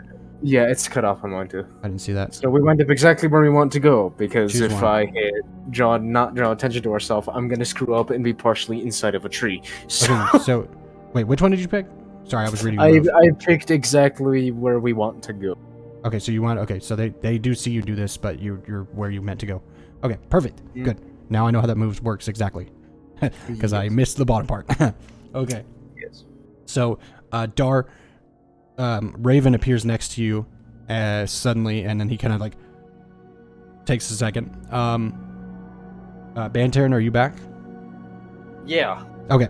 What would you like to do with all of these thieves all about that you've kind of started spotting up in the trees now, looking around Have, after all those arrows came in and just kind of killed everyone? have we taken out all the elves? They The were arrows taken out. did. The arrows were taken. Yeah. They took them out. The Thieves Guild Oh, suddenly have sh- shown up and killed all the shit. elves out of nowhere. It's a bit Yep. of like, what the fuck is going on? It's a little bit of a goofy moment here. Double ambush. Yes, double ambush. Yes. Well, in that case, I'm going to use. Why do I keep forgetting what it's called? My main move, Arcane Blade Work. Or, well, the more advanced move. Yes, yeah, I know what you mean. My Master's Blade Work. Yes. And I'm gonna just. Let me look at one of my moves real quick. I had a really good move that I had saved. What was the move? See, how far is near range? Near is 60. I'd say like 60 feet. That's pushing it. 60 feet? Yeah, it's like bow. Like you can still hit something with a bow. Just a regular bow and arrow, like what Dar is carrying. Which yeah. How close are Regular. these people? How close are these people in the trees? A range. It's anywhere from 50 down to like maybe 15-ish.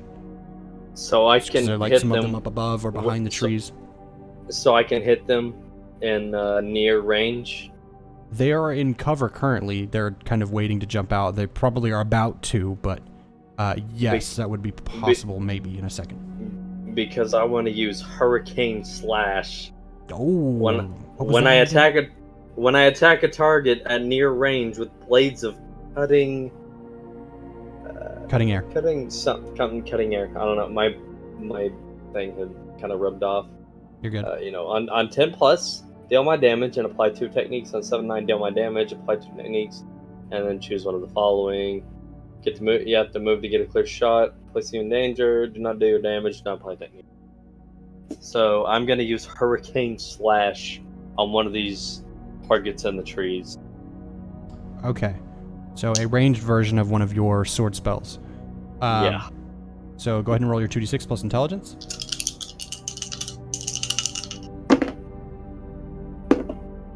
I rolled a 10 plus 3, so I got a 13. Very nice. All right. So you deal your damage and And- apply 2 techniques. What are your techniques that you choose? My techniques, I'm going to choose Elaborate, and I'm going to choose Quicksilver. Silver. Elaborate, when I do that, I roll plus dex, and then 10 plus, still an additional 1d8. And then 7 to 9. This technique has no effect, but it looks really cool. Okay, so roll plus dex real quick for the elaborate.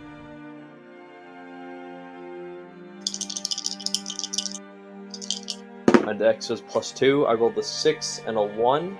That's 7 plus 2, so I rolled a 9. Oh, this Aw, technique has man. no effect, but it looks really cool. So So I just start spinning. I'm just like a fucking Beyblade. Just so roll your d8 of damage. He just bought the golden run. was D8 trouble or- not if anyone gets that reference. Yeah, just your D8. 1d8. Your regular my- D8. Oh, Mine's mine's a actually 6. mine's a D6. Oh, D6, my Yes. bad. Yeah, that's right. Yeah. I forget. No, it would have been plus D8 had I rolled better. And then, yeah. I roll my D6, and then I have plus 2 piercing normally, and then I use Quicksilver. Wait, what was on the D6?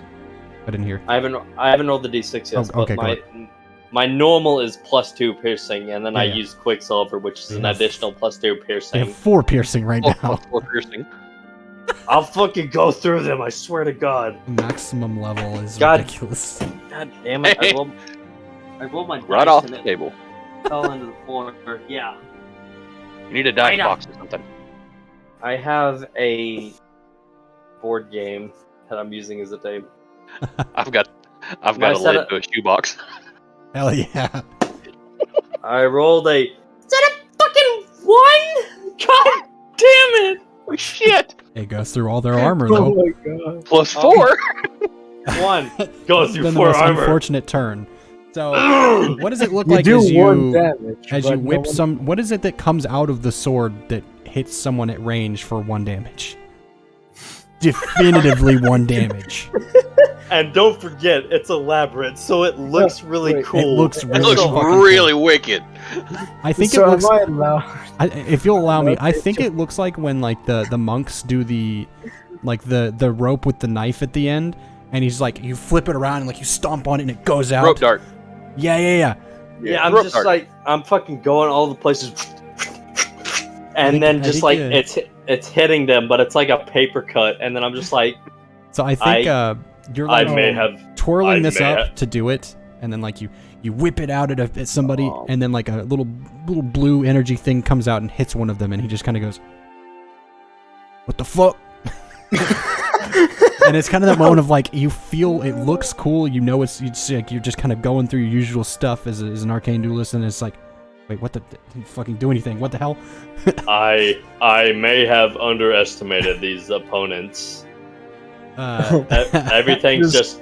I defeated 3 justiciars. I didn't think 3 thieves would be as hard or as many as this was. Before we go back to Dart, Raven, would you like to attempt to teleport again? I wanted to at least his interaction there. You wanted to do what? I wanted to intervene on his interaction there Ah. and give us In what way? let's say 1 or 2 of those guys actually took full damage, and it looked like it was a shot, but in reality it was a ballista. Okay. So roll volley, roll plus dex. He hasn't got his ballista yet. Oh god. He's so happy he finally got his ballista that we talked about. Yes, for so I long. got my finally. ballista. We've been waiting a whole campaign for this. I roll a 7. Very good. That Choose your sounds condition about on volley. That sounds about right.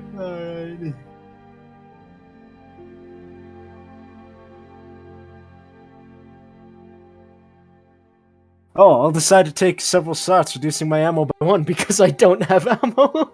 Hey, cop outs are good. I'm fully allowing this because this move is a little bit weird, and these like, as I said, the other 2 have some fucking crazy ass magical items. Your whole class is the crazy ass magical item. So Yeah, I was That's gonna why I'm say, just kinda I like, don't have whatever. an ammo amount, so that I just Exactly. get to kind of do that. so you for get free. so you have a cop out that's the easiest cop out. All right, so you fire off and roll your damage. Oh yeah, what was my damage die again? Let me look. Let me look at your sheet again. I don't remember. It's a D8. It's a D8. All right. This man. Welcome to Watch the your club. picture. I swear, if I get a 1, I swear. Man. I got an 8. Oh, Holy crap! I got max number. Very nice. Any piercing? Oh. this man rolls up, teleports, and then like pulls out a ballista, cocks it like a shotgun, and then just shatters whoever's gonna in front say- of him. This isn't my. I have a signature weapon like the fighter. This is not that, so I will not have piercing. Even though on my signature weapon I do have 2 piercing. I'm not going to cheap it and say that I have piercing on everything because that's for my signature weapon. So no. No. Okay, that's fair. Okay, so it fires off. It drops the one that you shot at. Like, It automatically has messy though. okay. that's So the roll an thing. extra D4. Roll an extra Yeah. That's what messy Four. is. So 8 regular damage and then 4 messy. We've all played Skyrim. I'll describe what happens. So Banterin, you whip your sword around in this fanciful fashion, and a little blue thing comes out and hits the guy, and he looks back at you, and then he gets hit by some ethereal, like, as you know, like a weird conjuration-looking bolt that's now sticking out of his rib cage now, and then he just does what you've seen very rarely, and only when you hit something very hard, and he just starts to turn into, like, blue and purple ash. And then there's a little pile gathered on the ground now. That you can, for some reason, loot and search. So, Dar, what would you like to do?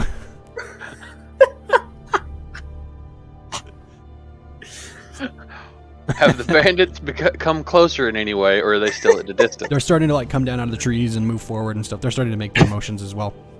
Coming towards They're the not very close to me yet. Nope. Then I would like to draw and shoot at another one. Okay, roll your volley.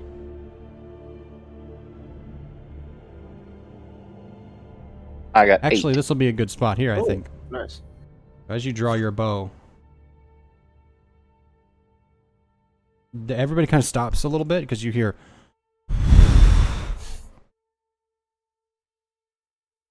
Everybody kind of freezes. And now it's that moment. By this of, point, like, everybody knows that noise. there's kind of like a common, the fuck was that, between you and the thieves. And everybody's kind of like, then you hear it again, coming back the other way, over everyone's heads. Would anyone like to do anything in response to this noise? Because the thieves are starting to, like, they're still coming towards you, but they're kind of like looking around like, what the fuck was that? How many thieves are there? Quite a few. I'll fucking go after them. Arcane Master's blade work. So If they're distracted, that's their fault. all right, go ahead and roll 2d6 plus intelligence. That's their fault. Oh, this is so scope. I rolled a I 6 love it. and a 1, so 7 plus 3, so 10. All right, so So, successful so that's- enough. You flip the blade back over your shoulder to whip it around, and you flip it over your shoulder, and then cracking and great strain from behind you as it comes down, and then these two thieves get picked up from in front of you, and then there's just nothing to attack anymore, and it's kind of like, and then there's kind of the slow realization amongst all of you exactly what this is, as you hear. Give me a brief moment to check and make sure my shit is set properly. Nope, that's the wrong thing. Okay, it is. So this should sound like I intend it to. Absolutely insane. Here we go. Novocaine, I smell you. Where? Come and face me, old Moonslayer. Oh, fuck. Bantron looks around. Well, alright, which one of you is the Dovahkiin? I've seen enough today. And then, as all of the thieves begin to, like, oh, fuck, time to run, they scatter, they fucking leave. As Dragon comes down, swoops up 2 more, drops them to the ground, and then lands right in front of you, Dar. And kind of slowly, like, kind of coming down through the trees and stuff. And he's, like, now there before all of you, as you are now all faced with... If anyone wants to roll a spout lore, I'll tell you what type of dragon. I'll roll spout lore. Or I'll say just roll plus intelligence rather than a spout lore. Well, I mean, yeah. Why didn't I think of that? Because you're an idiot. I got a 4 and a No, 4, so 8 plus 3, so I got an 11. I started playing Fortnite because the Dragon Ball event. Hang on, sorry, I had a notification. So say that's, you got a what? An 8? 11. I got 2 4s, so I got an 8 plus 11. Plus 3 is 11. That's 3 is 11. I got you. Okay. And that is, what move are you using? Sorry, I had a thing pop up. You told me You to said use lore. You said spout lore, and then you Rolling told me plus to- intelligence was what I meant. Okay. Yeah, Sorry. yeah. I got like thrown used- off. A thing happened. I use intelligence, so Using plus 3. your My intelligence. my intelligence is plus 3. This is this is an ancient ice dragon. Oh. And he's pissed. And he thinks Dar is the Dragonborn. Mantron's gonna fucking sheath his sword immediately. I'll give you a little bit for a roll like that. Yeah, he thinks Dar is the Dragonborn. Yep. Oh. Wait, you said he thinks Bantron is the Dragonborn? He thinks Dar. is the Dar. Dragonborn. Oh, Dar. Okay. Because I of don't know the shouting and the bow. why. Yeah. I don't know why I Yeah. heard Bantron. No worries. I've had a few drinks. Downside. Is it I- possible I to thought so. talk to him and reason with him? Go Dar. for it. Try it. Talk. By the way, just gonna Dar. let you guys know, Raven can speak fluent dragon. Just explaining that. That would be handy. Can somebody? Yes. Can somebody please tell him it's just an enchantment on my fucking I weapon? think that dragons also speak like common or whatever, everyone. Well, we else all heard him speaks. say that a minute Yeah, ago. that was everybody heard that. Very, very clearly. Dragonborn. Raven just looks at Dragonborn. Raven just looks at the dragon and he says something dragon. What the hell do they say in reality? It just translates to "What the hell?" Yeah, Bantron's like, by the gods. He's like, "What the hell?" He literally just in dragon voice, like, I'm not equipped to deal with a dragon. Right now. Oh, I don't think I'm ready to deal with the dragon either. and then he tells Dar, the what dragon. did you do? He tells the dragon in Dragon Tongue, he's like, I don't think there's a Dovahkiin here. Aren't you supposed to be able to sense your own kin? I smell his blood. Oh no! I heard his doom. Bantron's You- gonna speak up. You smell his magic. His magic is not the same as his blood. Let the Dovahkiin speak for himself. I would if the Dovahkiin was here. I am not the Dovahkiin. I have met him many months ago, but he helped me with my weapons. I am not he. So you insult my kind by bearing our bones. Shit. Weapons.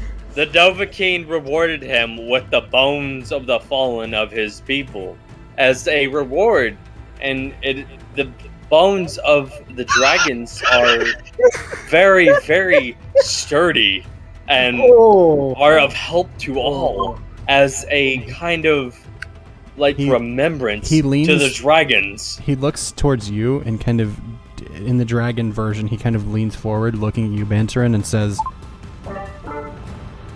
Die. and release breath weapon. Can I release the bow, the arrow I had? cocked? May I do? I got. Can I jump out of the way? Like, what's going on? Like, Oh, did he have just an idea. shout at me? I have a really dumb idea, and if Eurus lets me do it, it would be sick. Let's I'm see what going to happens do We that. first. shall see. Okay. All right, So- what did he do? He shouted Hang at on, me. Let me roll some damage here. Get it rolled Breath up. weapon. Wow, imagine that's okay. Well, that's exactly the same. Interesting. And I will leave that there. Okay, so what is everyone going to try? And then we will have, I think, some dex rolls to see how, if you guys, we'll do dex rolls in place of everything, maybe, possibly, depending on what it is exactly that you're doing, to see if you can do it before his breath, his freezing breath hits you. I, if I may speak, Frost breath, I think is what it's called, actually. well, I mean, I'd have to roll my Master's Blade work first. Okay, so you're Before I trying do to roll anything. your Master's Blade work. So I'd say, as I said, I'll replace So that. my my own hack and slash plus intelligence.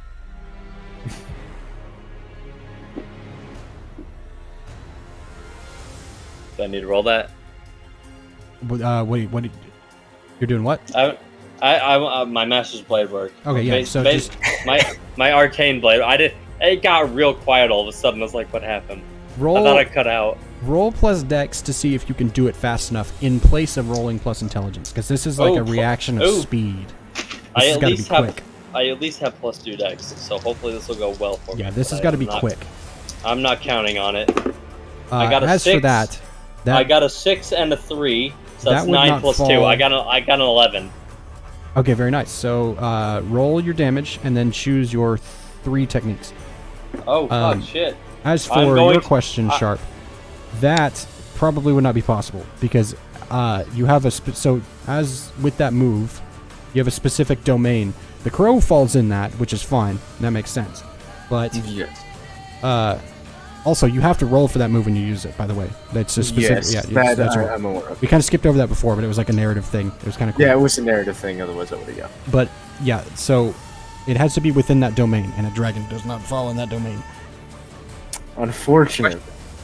Go ahead. Sorry. My question is, while he's doing his blade works, would I be able to draw my rapier, use its special ability to hit the dragon in the side of the head, and divert its breath?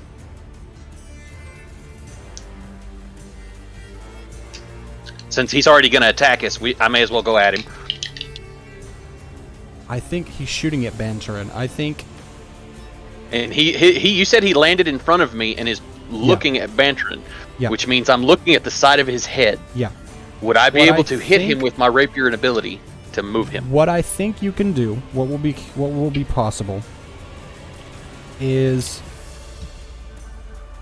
you can aim to strike him, and you can do it quickly and not get hit by the breath, by the frost breath. And based on a specific condition, if you do well enough, I'll say that yes, you can probably divert the frost breath and make it a lot easier on everybody. So I think, since he's looking up stuff for his domain, something specific for his domain, I'll say go ahead and roll plus Dex, so 2d6 plus Dex for your. This will just be hack and slash, but because it's a rapier, it's still plus Dex. 11. 11. I got a 6, a 2, and plus 3. Okay. I think that does it. Based on what I have in my head, I think that works. So for the two that don't know, describe what happens. Yeah, roll your damage and then describe what happens. I sling my bow across my back and pull my rapier, and as I do, pointing it forward, I activate its special ability, Whirlwind Dash. And I dash forward at full speed, and I hit the side of the dragon, the side of the head of the dragon, and divert it away from our group, so that we do not get less likely to get hit by the breath. And that is the D8 for the damage. Yeah, D8. 6. Because I don't think I'm not behind him, so I don't think I can use backstab. 6. Do you have any piercing on your weapons? It just says 1 weight, close and precise. 1 weight, close and precise. Okay, I don't have any listed for you, so no, I don't think you do. So, all right, yeah. So you fly forward and knock him kind of off, and you do scuff him a little bit. It doesn't seem to have like pierced his hide or anything, but you got a pretty good hit in, at least enough to knock his face away from, or I guess the other way, knock his face away from looking at Banterin past you, and the frost breath just kind of shoots out into the air. And I will back up. Because I'm a bit too close now. Okay, yeah, so you back, so you hit it, and now you back away, And hang on. Wait, I don't see it. You don't see it? Is there supposed to be an image? No, you're supposed to just click the link. It's basically just an explanation of the thing specific. I brought all kinds of hell to us, didn't I? Seems like one. We gave him too much time to plan. This would be more of a monster than an actual animal. It needs to be an animal within the domain. Does it have to be specifically an animal? Because this is... It says it's a creature indigenous to that area, so... A creature, but it's not an animal, it's a monster. Monsters can be indigenous, It's not even a monster, it's a dragon. It's like its own thing. It's just something separate. It's not. This is something separate. It's not even a dragon, it's a wyvern. No, it is... Something unrelated. This one, it's like a death claw is indigenous to the Fallout universe, but that's not a. It's still a monster. It's not an animal. It's a monster. That is not an animal. That's very specific, though. You wouldn't classify it as a lizard. You would classify it as a fucking. It specifically calls it a leviathan, which is a monster. Okay, so he really doesn't want me to do this. So yeah, it needs to be. It has to be within reason. It like the characters. You have a lot of cool stuff, but like this particular move has parameters on it that are pretty strict. Yes, precisely. So I would like there's cool stuff there, but like you gotta find something that fits within the domain. Because the crow, as I said, the crow is one. That's crow one makes that works. Sense. Yes, the crow makes a lot of sense. Well, alright, what am I supposed to find? Okay, because I think, what is your domain? Stinking Mire or something like that? Yes, the Stinking Mire. So basically just a creepy freaking swamp. There's lots of nasty, creepy things in the swamp. There's also alligators. That counts, but so do giant spiders. This is true. I would allow that. Yeah. That's freaking weird. I don't like the idea of that one.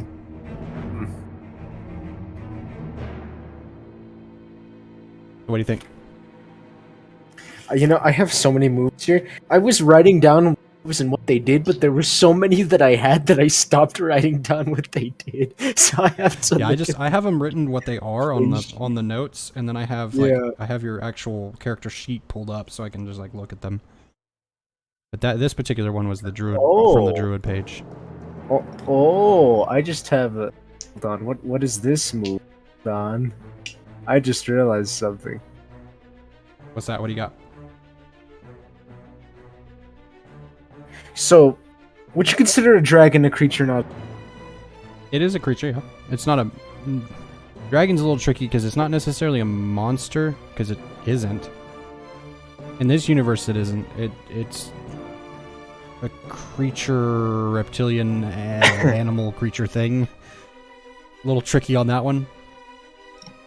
If you really had to break it down, sure, I'd say it's probably an animal.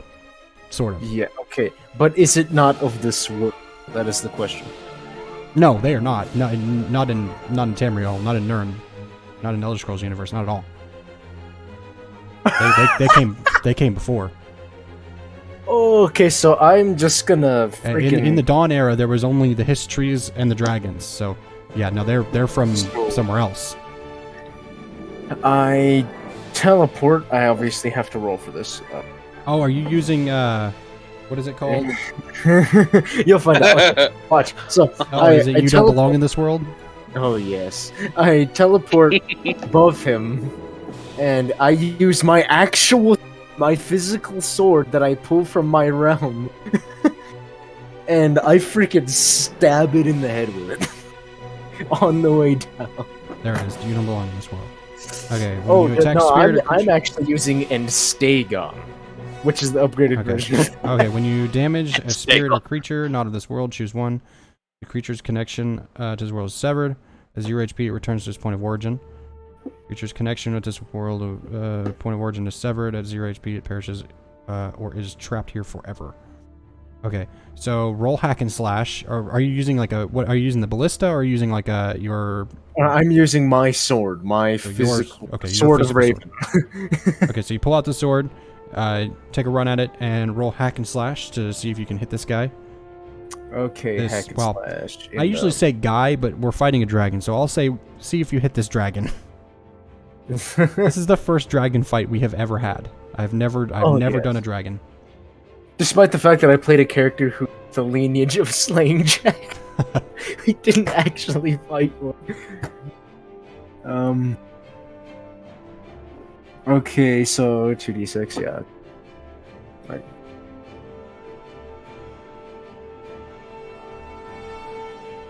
Oh, I can do a plus 1d6, but expose myself to damage. Yes, that's what we were using that a lot last campaign as well. Oh, yes. Okay, so 2d6, right? Yep, 2d6 Yeah, plus your strength. Ooh, 7. 7. Okay, so roll your damage. I'm gonna do the plus 1d6 here for that, but yeah, so I got a d8 and a d6, but I exposed myself to. Well, you have to get a 10 plus on that. Yes, I have to get a 10 plus. Yeah, I don't have a 10. Yeah, you're right. You I do forgot have serrated, so you have plus 10+. 1 damage, and you do have plus 2 piercing on this weapon, so that is actually very good. I won't tell So you I roll for what my- reason, but I will tell you plus 2 piercing is very good in this fight. Oh yes, because dragon skills. Yes. So I got a 6 on the damage scale. So is that plus your plus 1?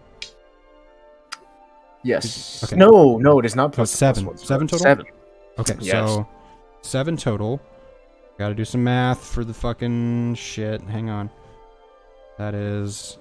Actually, with this much armor, it's actually not that bad. Hold on. Wait. That's only... Cool. That's so much easier than the usual fights where I have to do math after math. Okay. So you are going to take damage in return because that's how this game works. Because you rolled below a 10. And you take 4... I'm going to say this out loud intentionally because 4 plus 5 plus 4 piercing. So 9, and it will go through up to 4 armor. Ouch. Yes. 9 damage. You take 9 damage. Oh, and you only have 1 I armor. So take yeah. 9 damage. Yeah, you just take 9 damage. You have 1 armor. So Oh god. Freaking just, you guys are just standing there and Raven just hits the floor. So They just, ow. yeah, let me check one more thing on that because it Just has lands on his back in the middle of everybody. it has messy. Oh. Oh fuck! Oh, Plus 3. crap. 3 more damage. Oh. I thought it was gonna. Well, messy. I was gonna add the forceful flavor, but it doesn't have forceful. It has reach and it has messy. Okay, so that's 12 damage. So if anyone was wondering, don't get hit by this. Hmm. All right. What would? Who did we do? So we've done. For some I would say reason. we have. We've done. Me. I was gonna say Yeah, Roman. I don't know why. We just did you, and then we did Raven, Banter, and Dragon. Arcane blade work. Oh yes, so yeah, so you get to do that now. You get to do it without any hindrance. I don't think I actually let you finish that. Okay, so what is your damage and what are your 2 techniques? 2 or 3? Did I roll yet? Yeah, you rolled for before to see if you could do it quickly enough, and you succeeded already. So him knocking its head away and sending the frost breath into the air is just a bonus. So you've already succeeded at what you meant to do, at reacting quickly. So now you get to do your damage and add your 3 techniques since you did Blade Master or whatever it's called. Alright, 3 techniques. Yeah, there were 3 techniques. Because you rolled an 11, I believe. Yeah, I did roll an 11. I'm going to use Burst. My attack deals an additional 1d4 damage and gains the forceful tag. I'm going to use Elaborate. And then, roll plus dex, and then I deal an additional plus d8, or, it looks really cool or something bad happens. But first, before I use burst and elaborate, I'm going to use mirage Okay. and create illusions of myself to deal. So multiple Banterans appear and begin charging at the dragon as you roll your 2d6 plus dex for elaborate. Yeah, so the burst and the elaborate apply to me only, but Yeah. my mirages just go in and fucking start swinging. Of course, of course. So I'm gonna roll. I will roll a d4 to see how many mirages. You roll your elaborate. So you got 2 mirages again. Why? It wants you to have only 2, I guess. Oh yeah, that's all I need, baby. So what is And your... then, So my did you- elaborate Okay, roll your elaborate. plus 2. Come on. I rolled a 4 and a 3, so 7 plus 9, or 7 plus 2 is 9. Damn, it just doesn't want you to get that elaborate tonight, does it? Okay, so roll your 1d4 extra damage from burst. Yeah, at least I get my 1d4. Oh shit, I need to pull out a fucking d4. I'm using the avatar dice. I didn't think I need to pull out my fucking root beer dice. Oh, did you also... did you roll your base damage also? Yet? Not yet. Give me a second. So we'll go ahead and roll those together and tell me what the d6 is separately, and then, because I'm going to do separately for the mirages. Alright, so I'll do my d4 for me, and then I'll do my d6 for me, and then I'll do my d4, and then after that is the mirage. So d4. Mm-hmm. I got a 4, and Nice. then my d4 is a 3, so that's 7 damage. Okay, so That's the d6 was forceful. 3, you said? My d6 was 4, and my d4 was 4. 3. d4 was 3. Okay, I had that backwards. I got 7. I got 7 total. So 4. That's... Okay, hang on. There's some things happening here. This is... I did not actually know if this rule would ever get reversed on me, but it actually has. So you have multiple of the same target, or multiple enemies attacking a target, but they're not enemies because it's a player character. So you get +2 to this because you're adjacent and attacking the same thing. Oh my god. That's only supposed to be able to happen from fucking enemies, but I'm going to apply it because I remembered it and it counts, and that technically works. So you have 8 from your mirages, because those are added together, +2, so that's 10. I'm going to add all this damage together since it's coming from one source. And then +7, so that's 17. With any piercing? I've got +2 piercing. That's like a normal thing. It's just +2 piercing. So 17, oh boy, math. God. Calculator. 17. Hang on, I got this. If that's +2 for each mirage, that's another 4, so that's 21. You're fucking joking. I could see the No. puzzling on his face. I can see the No way. shock on his face. There's no way you just did that. His face is... Did you just kill the dragon? Did I really? I can't see his face. My internet has been shitty this entire time. I have not The seen look his of face. shock. He's frozen. I have not seen Staring his... at the screen. He's I have freaking surprised as hell, dude. I have not seen his face once this entire time. I He's wish I could see the literally seen surprise. a ghost. He's chewing on his lip, Screenshot. people. Hang on, let me, okay, Shot it and before I'm send it too shocked, let me If a redo some math. dragonborn can kill a dragon, why can't I? So let me push buttons here Anyone on can my kill a freaking calculator dragon. just to make sure. 17. I'm gonna do that. And then that's that back. The Dragonborn doesn't necessarily... Like, I've had NPCs steal a dragon kill from me. Did we really do this in just one round? The look on your face. Banterin, how do you kill the ancient frost dragon? So, In you know the one animations. it's- fucking go. You know the animations. Nice. You know the animations in One Skyrim round. where you hop on the dragon and then it's like. But imagine this cooler is you hop on the dragon's neck and then just start going. You're just stabbing it right in the fucking neck, and you just go shk, shk, shk, and then you just hop off like it's no big deal. That's exactly what I do. I just do the fucking shink, shink, shink, and then I just hop off. So you guys watch as three The Mirage Banterans on run either up. side. The two Mirages just jam the fucking Executioner's Ethereum blade into one side and the other of the neck to like hold it still. As the real Banteran runs up the nose and like jumps up on top, the two Mirages dissipate into like blue light from top to bottom, and then Banteran's just there and he just stabbing it, and then he hops off and just kind of is just there. And you just watch the man brutally murder a dragon. I give my sword a spin to wipe off the blood, and then I sheath. I will tell you right now, this was a normal dragon.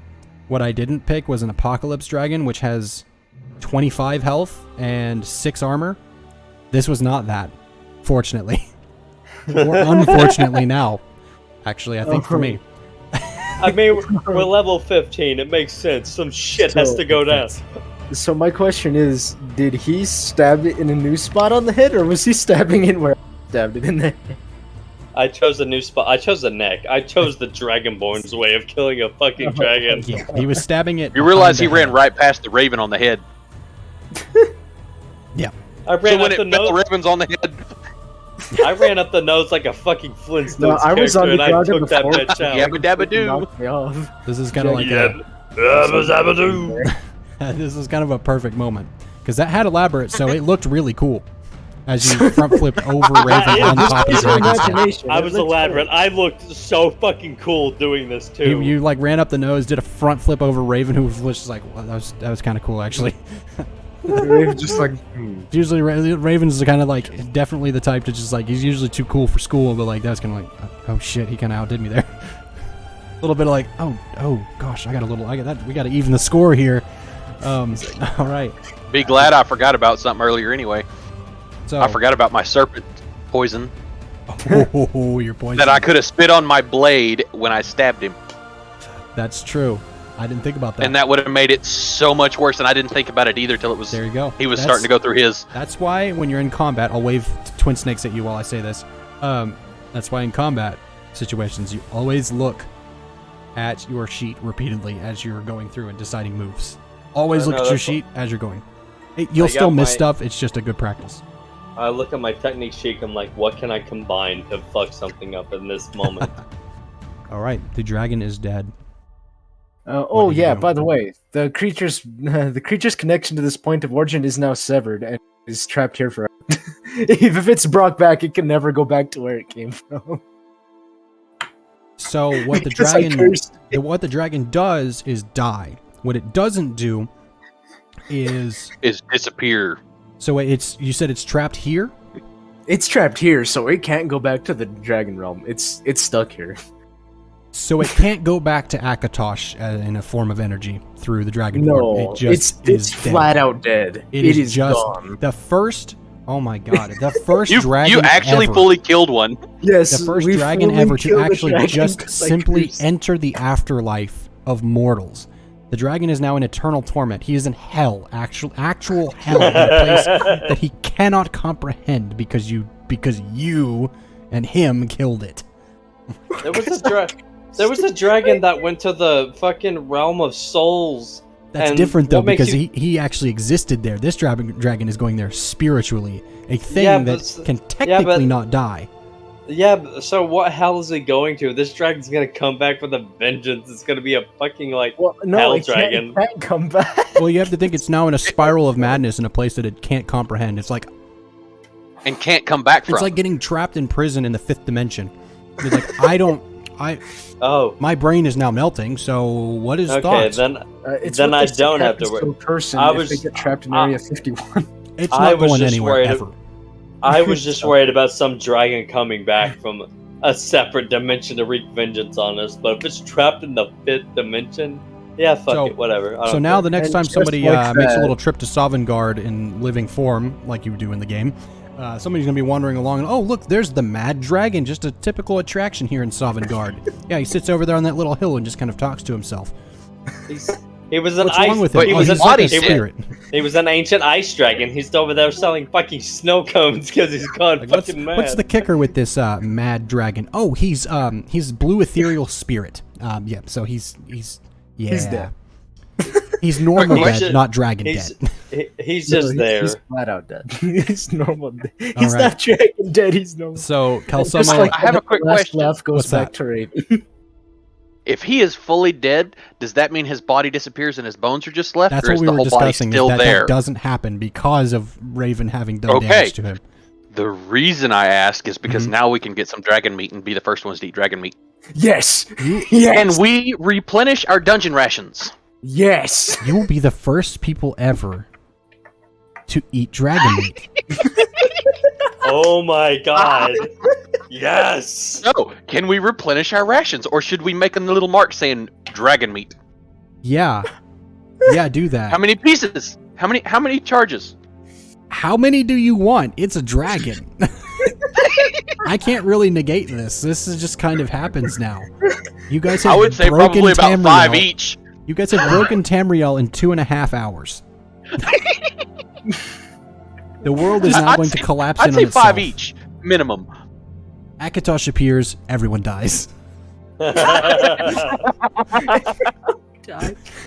Okay, just to while everyone's doing this, just so they know, because Raven can enter the realm of spirits and back because he's stuck between the two. He's just eating cooked. You went dragon. to eat in front of him.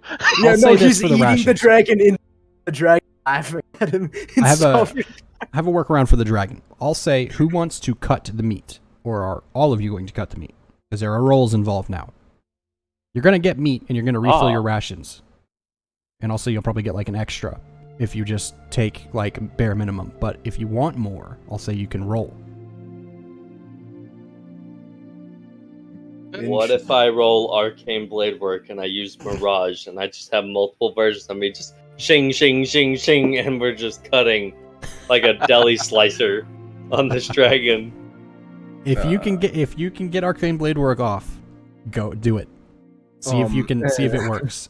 So, Umbra, might I do something real quick with Umbra? Just to, I'm If gonna you make want to it- try and get some meat with a roll involved, Yeah. extra above Actually, the normal no. amount. I am going to turn into. Oh an shit! Oh shit! What'd I roll? I rolled a 5 and a 6 plus 3. So what's that? 14? Oh my god. Wow. You just see Bantrock going to work with like several mirages, just ching, ching, ching, just slicing up this dragon. Just like, you know what? This is history. So This is I'm that pretty, I'll pretty say- much doing this to make a joke and a bit. I'll say Bantaran before you do that. Bantaran, All right. refill your rations and take 5 All more. right. So I have You have I 10 have- rations. 10. Oh, Yes. So shit. there's All no right. point in rolling Undertake a Perilous Journey anymore. Raven, what are you going to do to try and get some extra rations? So Bandra knows how to cure meat. He's just gonna sit over So, there for a while while they take it. So what Raven does, I'm going to turn into an animal. Do I have to roll for this, or do I get to just do it for the bit? Because it's mostly just a fun joke that I came up with. I'd say rolling for it would be fun just to see if maybe Alright, you fail and what happens. Alright, I gotta look at the freaking playbook for the. I should just have the Druid playbook open so I don't. I have should to have also had that because now I'm having to look through all my playbooks. While he's looking through that, yes, I would like to take a slice at the dragon. Are you taking the bare minimum or are you going to roll? Well, I want to roll. I want to Alright. see if I can get some extra. What are you going to do to try and get some extra out of this? Well, considering all I've got's basically a sword, hack and slash. I don't think I have an actual move that does So you don't anything have aside from backstab. Well, no, it would just be defy danger, of which I refer to as roll plus X stat. So I'll say Okay. roll plus Dex. I don't think it'd be really a strength thing necessarily. I think Okay, it's just, so I roll on Wisdom, so 2d6 again, correct? yes, 2d6 plus Wisdom to see how many holds you get on your shapeshift. 10. Rolled a 9. 10, so you get Oh, 3 sorry, hold. go ahead. What do you change into? I turn into something with great sense of smell. The fox. Ooh, okay. Just as a reference. Swamp fox. Yeah, that's what Alex. If anyone gets the patriotic All joke right, there. so let me pull the pen out. I haven't actually used this tonight. Yes, he I just am- turns into a black fox with glowing, creepy blue. Okay, hang on. So I got to write down Raven and Fox. Okay, so give me like, so for the hold that you have to spend from this move, give me 2 moves that you can do as the fox. So like, let me think. We actually had someone who could turn into a crow before in another campaign, and one of his moves for the crow, this is an example for you to kind of get an idea of what to do with the fox. He could, one of his moves, we listed the name as Call the Murder, so he could call in a bunch of other crows when he turned into a crows, and then cause fucking mayhem. Oh, that's insane. But you have to spend one of your hold from the move to do that. Well, I mostly picked Fox because of the sense of smell. Basically, basically Umbra inspects the dragon for anything that isn't edible, so someone doesn't accidentally eat it. Okay, so like, I don't know, a stomach that literally produces fire. So we could say smell out a danger. Right. Danger being specific to this game and not just the situation. Yes. Also, I have studied foxes a lot because they're my favorite animal, so if you didn't know, the thing I'd be able to do with the whole would be, if you didn't know, quick biology lesson on foxes. Always interested if you didn't know, foxes can sense the Earth's gravitational pull extremely strongly, so they literally have real-life Spider-Man sense, if you did not know that. So yeah, it's just... They can also... They can also sense something with their tail and track it. Yes, exactly. Because they've got a scent pouch in their tail, and they can rub up against it and track it. Yep. I don't understand biology or animals or this fucking world. Okay, so danger sense is one of your moves for the fox. We can maybe next time you turn into a fox, we'll figure out maybe a second one if you want to. Thanks to our friend over here, tracking is also added to that. All right, we'll add tracking then. I'll just write tracking very simply. That works. Okay, so yeah, I just inspect and I smell any danger possibly on the body of the dragon, so no one explodes themselves or cuts into a gut that also explodes or something. So you spend one of your 3 hold that you have, so you're down to 2 hold at the moment while you're still a fox. And you don't necessarily have to spend the hold, you can still do normal moves without spending hold, or you can spend the hold to do moves also. But once you hit 0 hold, you will turn back into humanoid. Yes. So smelling about, yeah, you find kind of like, not quite in the chest, but just below the pit, like in the pit of the chest, kind of in this area, for the dragon. Yep, that's that right there. Can you talk in animal form? Yes, he can talk in the language of animals in general. He can speak to animals, and he can talk in human language. Okay, so you smell about here in the chest. There's the little like, so basically whatever it is that produces just the regular breath versus the thume that they usually produce. They do kind of either or. What would you like to do now? He looks at the madman cutting up the dragon to his right. The fucking galley slicer over there, just like, it's just 1, 2, 3 down the... just the fox like kind of walks up to him and looks at him and he says, avoid cutting there. A fox walks up to you, Banterin, and says, avoid cutting there, pointing to just below the chest. Unless you want to be frozen for the rest of your life in a thaw storm. I'm sorry, but did you turn into a fox? Calsomo. And he kind of looks at you, Dar, and he says, and now he's talking. he just yes, he is. Calsomo. I killed the dragon. The fox just looks at him. I will listen to the fox. Sir. I will listen to the fox. And Bantron's gonna cut wherever Raven said to not cut, just like cut below it and just like get the right cut. Like So the woman now, with the red hair, is now standing there pinching the bridge of her nose, and she just... So let me get this straight. You kill the dragon, and then it didn't turn into wind. Very clear, like, she's got a headache. And he's now a fox. This creature from its realm. It can no longer escape to where it is from. Right. Do you want to? I'm gonna do you have wanna- a drink. Before you have a drink, Pulls the pack off. you and- know what I think? You know what I think would make a great meal? Being one of the first people in history to have dragon meat as a main course. She pulls her I've pack been- back up and she says, I've been Tell you what, curious as the finish stories cutting your go. meat, and then we'll be on our way and find this place that we're headed to, and then we'll have a feast. By the way, I rolled a 9. Very good. Okay. On I plan dexterity, on- right? I That's what I plan said. on trying Okay. most of this anyway. So, same thing I told him. Refill rations and then an extra 5. Because ridiculous reasons. Can I take a dragon tooth as a memento?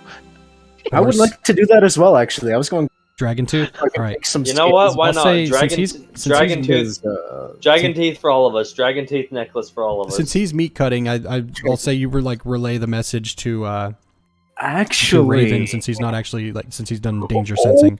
I'll let you I was pull thinking the of the teeth. heart too. oh, I have an idea. What's that? So Raven turns normal. Do I? Okay, when he turns back to normal, does he lose his holds, or do I get to keep the holds for next time? The hold are gone. If Okay, you so change if he back. just turns back to normal, I Okay. can change again later.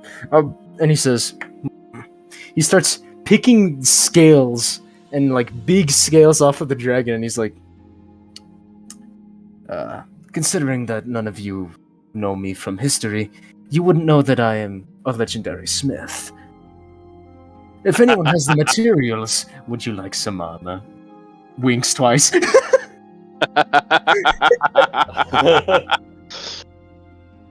I'm quite comfortable in my dwarven chess piece, but if you could spruce it up with the Raven? craftsmanship of a dragon, then Roll. I would consider it. Dragons I would have said are a buckler shield or something. I was trying to dragons figure out what have to have a you roll unique for all hide. this, but Raven, I think I know what I'll have you roll. Roll plus wisdom, and then tell me what you roll. Okay. Roll just 2d6 plus wisdom. Pretty Yeah. much. Oh, one thing I forgot to say.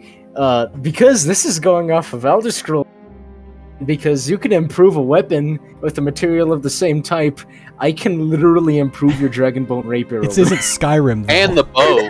This I isn't Sky. know, This is just tabletop. Yes, We're in the I- universe, not playing by those rules. Remember. Yeah, I'm aware, but still. That would be That's- interesting, so though. that would be interesting, but that's a bit far. I think it was screwing up my rolls because it was doing something weird. Okay, so I got 10. 10. Okay. So you get your teeth, one for Dara, one for you. No big deal. You go for your scales. You begin picking your scales off as you know how. And I will say I'm gonna roll a d12 and see, because dragon scales are they're big. They're real big. So I'm gonna roll a d12. And I'm gonna see how many you get. 8. Oh, 8! I was gonna say, you realize I could take them all because I can hide them in right? So you were able to take 8, but these motherfuckers are hefty. So, But they- Aren't they on? Wait, quick question, Skyrim wise, aren't Mhm. they only like 10 pounds? they're like 15. one of the heaviest items in the game. The They're bows like were 10 15 pounds. I don't think you ever really got scales, did you? Yes, you get It's been scales. a while Okay, since I scales played. are Scales 10. and- Now that, I scales and think, bone. now that I think about it, the way I phrased that, yeah, they are 10 pounds. Like Because per most everything in scale that or game some is like shit. maximum of maybe 5. Dragon scales and dragon bone go way past that. Yeah, they're like 10 pounds each or They're something. heavy. So One's 15. Yeah, I think one of them's scales are 30. 10 pounds each. I think that the Dragon dragon Bone is 15 each. Oh, it's yeah, 15. Yeah, that's what it was. Dragon bone, like the dragon scales are 10, and the dragon bones are like 15 pounds So per bones. Yeah. it's gonna per be a person. like full team effort between the 5 of you to Didn't he say something about a Yeah. pocket dimension? Oh, and I have a pocket dimension because Slipstream sent it. So I ain't any carrying- extras we can't fit, I can fit in that the is pocket. true. Dragons So, are my according to the expertise. I'm not plate carrying a sheets- scale. According to the place sheet, the pocket dimension does have a finite space. It just I'll say you doesn't. can probably get just one. vaguely You can get explain. one in there because 2/8's about like a warhammer. So yeah, you could probably get at least one in the pocket space. Oh, that sounds but about right. the pocket space will be considered full for now while that's in there. Is everybody going to That's with carry my at least sword. one The scale? sword's technically in the pocket space. Because that reduces it to 7 between the 5 of you. I'll say anybody who has 2 strength or more can carry 2. I can carry 2 then. Okay, then you can carry 2. Who else? And then I have everybody will one carry strength. 1. Scales are not my field of expertise. However, if it was some dwarven artifacts or just some metal pieces, I'd be interested. But I may have killed this thing. I'm not gonna carry its luggage around with me in terms of scales. If he's going to turn it into armor, how many scales would it take to make a buckler shield? A little buckler shield. If I'm correct, you cannot make a dragon shield. This is tabletop though. Just This is one. tabletop. No, One. you can. You can. Actually, how much is it? Yes, you can. Yes, you can. I am actually going to look up the amount because we can just go up. Don't worry about the amount. I'm telling you right now. He said probably one. Just one. Okay, Then fine. yes, Tabletop. I'll We're be playing carrying tabletop, one. not Skyrim. We're playing tabletop, not Skyrim. Yes. Just okay, one. One will do it. I was going to say Because one. remember, those scales Are big. are fucking huge. So they are. They do the huge. job. To get a small buckler shield, you'd probably have to cut it down. Yeah. Yeah, you have exactly. one. Yeah, And then a full size shield would One's gonna probably do be pretty much a whole scale.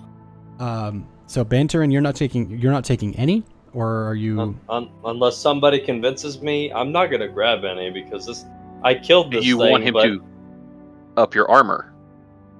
Because You said something about say increasing your armor. As for I upping haven't armor and put- stuff, that's going to take a forge and some time, which That is true. won't be. And This besides- will be a thing for later if we ever come back besi- around to these characters. Just as a And bonus bes- note. and if I'm besides- correct, one of the abilities is that I'm kind of exempt from situations of time in the pocket dimension, so I could just like, double the Pocket speed dimension. Interesting. at which I do it. In But- the other dimension, I can But skip even time and a bunch of crap. Because even so, even without a shield, I don't know, I Bantron's didn't read it pretty yet. strong. Hang on. He has enough armor, and I he gotta can get clarify more something. armor. What exactly pocket dimension are you speaking of that you're stepping into? just Which move? which move? 'Cause Just your slipstream sending is for like an item, but yes. No, I'm just what talking exactly about. do you mean? I'm talking about his spirit dimension in general. That he enters and exits himself. Just. Oh, no, that's not going to count towards forging. That just like Yeah, no, that is not. that's just gonna like a count limbo towards- for you for the moment, where Yeah, time that's continues just like on a in the weird- outside. Can Okay. he Yes. store anything in it? Not in that one, no. No, That one is just him. Because Yes. ascending it's is its implying own that thing. in this play sheet, it implies that they're the same thing. I just think that I have a finite space in there to store my thing. He essentially goes into a space where he's in between that moment where he went from a sword into a person. He just kind of goes back into the in-between point where he's just kind of not there for a minute. But Yeah, okay, so it's weird. dragon scales are okay. So Banter doesn't want any, so you're going to be able to carry 2, Raven. If Dar wants 1, you'll be able to I carry just need one. And then the other 2 can also carry 1. So that's 5 total that people can carry of the 7 that are left over that isn't, besides the one that's in the pocket dimension. So there are 2 just floating that probably will have to get left behind. Unless someone convinces me, I'm not going to take him. I'll roll an opposed charisma check. Whatever. If you want to try and convince him, I'll allow it. Go for it. See if you can convince him. I'll even throw a roll in, because it's not really typical in this game. I actually think I have an ability specifically to automatically. I was think I have going to something say, like that. Bantron and Calcelmo are on one single guided mission, which is I forgot Make a the decision name. quickly, though, because we got other stuff to move on to. What are we going to move forward here with? Yeah, Oh, let's be quick. crap. I'm I good with forgot what I got. Let's be quick.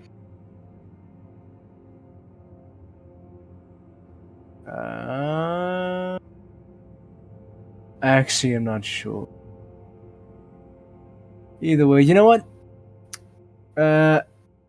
I'm not going to convince him because I don't care because it's just the kind of person Raven is. So I'm gonna use Unconcerned with the one guy that was trying not to have Raven come along. Yes, he's unconcerned with pretty much. I like the party tension. Adds to the fun.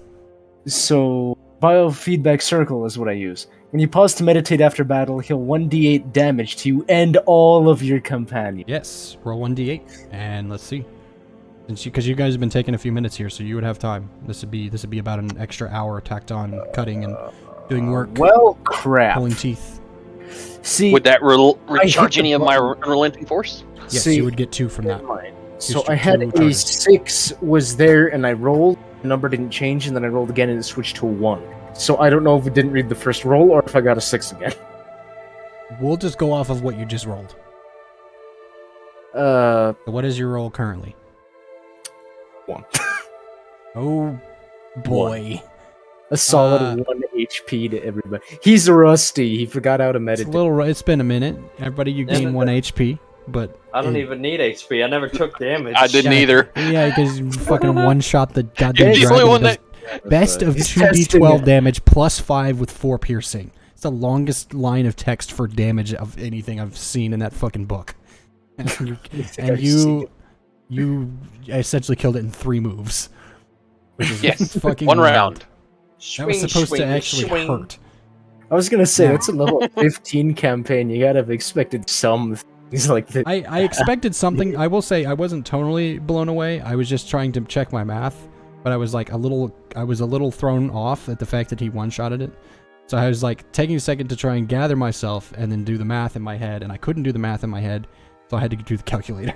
That was the train of thought there, was like, oh no, not really. Wait, really? No, math is wrong. That's the wrong math. I got to do the math. So I went over the calculator. That's what happened there. I couldn't figure it out. Okay. So moving on. You guys move on. You've got plenty of rations now. You got some dragon teeth.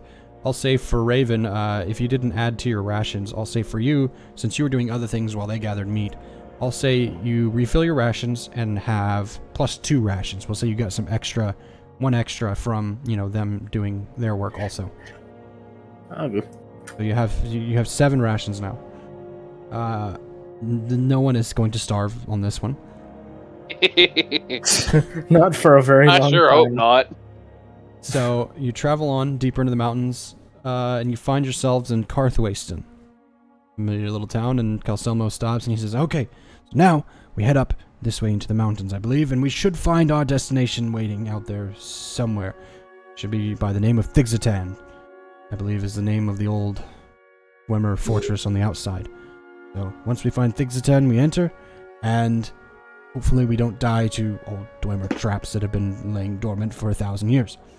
Actually longer, about 3,000 years. Anyways. We took out a dragon today. I'm at this point. Yes, you did. I am assured that we can deal with whatever traps come our way. He's clearly like just traumatized, so he's just not allowing that to be a thing that exists in his mind. He's just, yes, you did. Great job. Anyways, he still can't process it. He's just not processing. He's seen elves attack you, and then they got attacked by thieves who then attacked you, and then the thieves who got attacked by a dragon and then attacked all of you and then got killed viciously, viciously murdered. And then cut up and just taken pieces of. He's a little out of it. Yeah, Calselmo tells me where to go. He doesn't usually come with me, so now he's seeing me just shing, shing, shing, and then just seeing all these other people take out everybody. He usually doesn't see the adventurers work. I'll say after some time, trying to cut this off here, because you guys were supposed to get in tonight, so this might be like a 4-session thing we got going on here. That's okay. That's fine. We'll see. I don't know yet. I'm playing it by ear. It's not really like I'm choosing it to be that. We'll see as we go. But so you travel along through the mountains, and I'll say it probably takes a couple of days as you're searching around. Everybody go ahead and mark off a dungeon ration like it fucking matters. And then because yes, a little bit of wandering around, you get... Is this a good point in time to say that I don't think Raven Like, Yeah. I I'd say it's- don't think that's a thing. I'm not I'd say sure. you're pretty much just a walking food bag for when people start starving and you go, hey, you want my food? Because he's kind of half dead, literally. Yeah. So I don't think he would. So He doesn't eat. Wandering around, you, Banterin and Calcelmo occasionally do some work and kind of figure out this and figure out that. And eventually, somewhere along the way, it's kind of misty up here in the mountains. Dar, you spot a figure coming out of the mist. Kind of silhouetted at the moment. Can't really see who they are. A little weird to have someone be this high up, this far out, this far away from anything. What do you do? I alert the rest of the group since we've already been attacked 3 times by 3 different groups. About 2 days ago now, things. he's like repeatedly attacked by multiple different on sources. the travel, and there's no telling if any of those thieves escaped.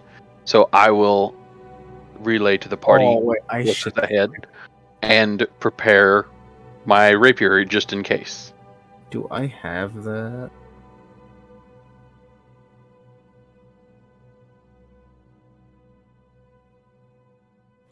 It doesn't appear that I do, unfortunately.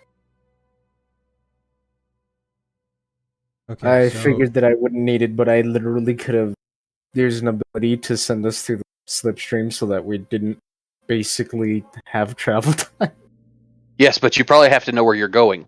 Yes, but on top of that, I don't have the ability because I thought we'd that freaking one cave that, like, the you travel entire several time. miles. Yeah, the one that travels. That one's. Yes, it's nice, but I didn't pick it because I thought we were gonna be underground in a cave the entire campaign. Well, we had to get to the cave first, Well, yeah. which you did not know the location of. Exactly. So you may not have been able to do it. In anyway. response to like Dar making motions and calling things out, what do you guys do? Mantron's probably gonna back up Calcelmo and just be like, stay here, we'll take care of this. And then he's gonna draw a sword. Yeah, the red-haired lady, of which by now you will have learned that her name is Madeline. Yes. That's all you've really found out about her. She's pretty... plays it close to the chest, as you've seen so far. And I'll say also over the course of the last 2 days, Banterin, you've learned that she doesn't trust you and she doesn't like you. Specifically you. Specifically. I don't Hey! care. Bantron doesn't care. He's got Calcelmo, But you and that's don't... it. You're not... Like, you haven't really someone given else- her a reason to feel that way, so it's a little tricky. It's a little whatever. I talked to Calcelmo, and that's it. So it's been a few days, so all my charges are back. Yeah, you'll Maybe have I all your talked to- charges now. Health is all back to normal and all that. Maybe By I the speak way, to Dar, it's and 2 days maybe I of speak to Raven, but for the most part, I speak to Calcelmo. Okay. What do you got, Raven? So if there was something, could I scout ahead in Raven? Yeah, go ahead and roll Shapeshifter to see if how you end so up. 6 plus we.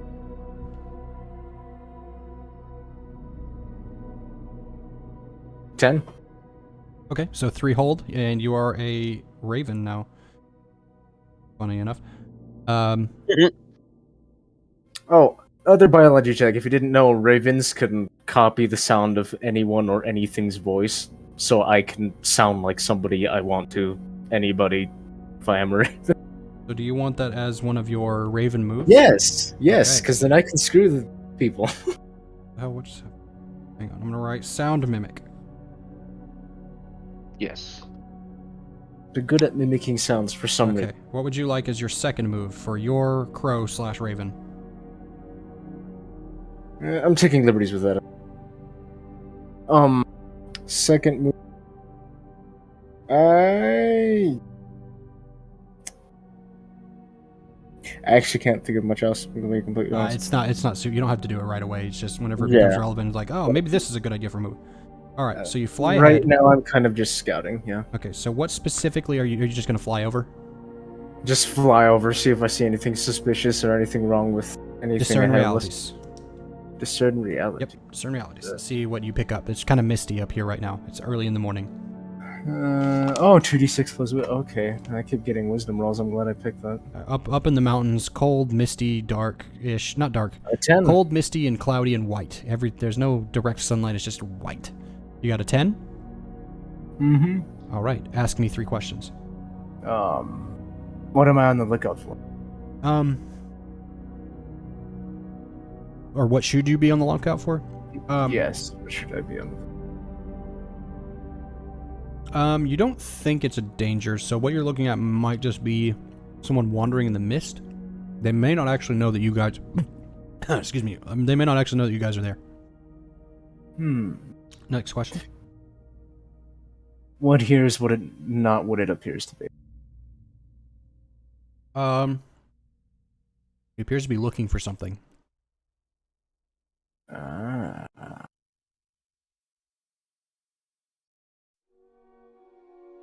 What here is useful or valuable to me? Well, considering where you are, there's only really... Considering what you're looking for, there's really only one thing that he probably is looking for.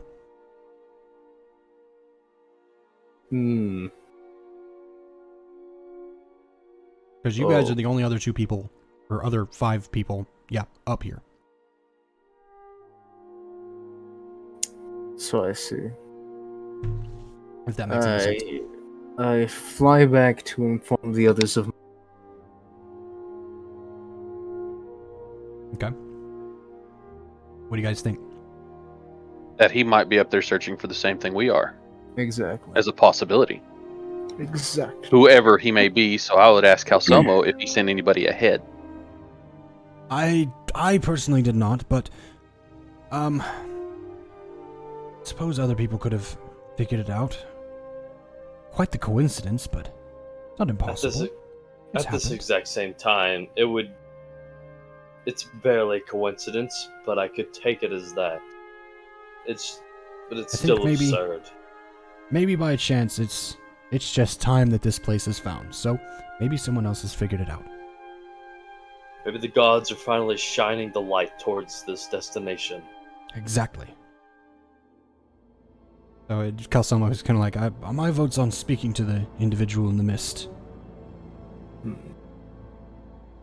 Red-haired Madeline just kind of, whatever, I don't give a fuck. As long as he's safe. She points at Calsomo, by the way. So do we move forward and engage the figure in the mist? What do you guys think? I suggest speaking to him as well, though we might want to keep our guards up just in case. I'll protect Calsomo, but if these figures do not present a threat, I would not mind them first. Well then, let us be off, shall we? All right. Start moving forward, sword at the ready, in case needed.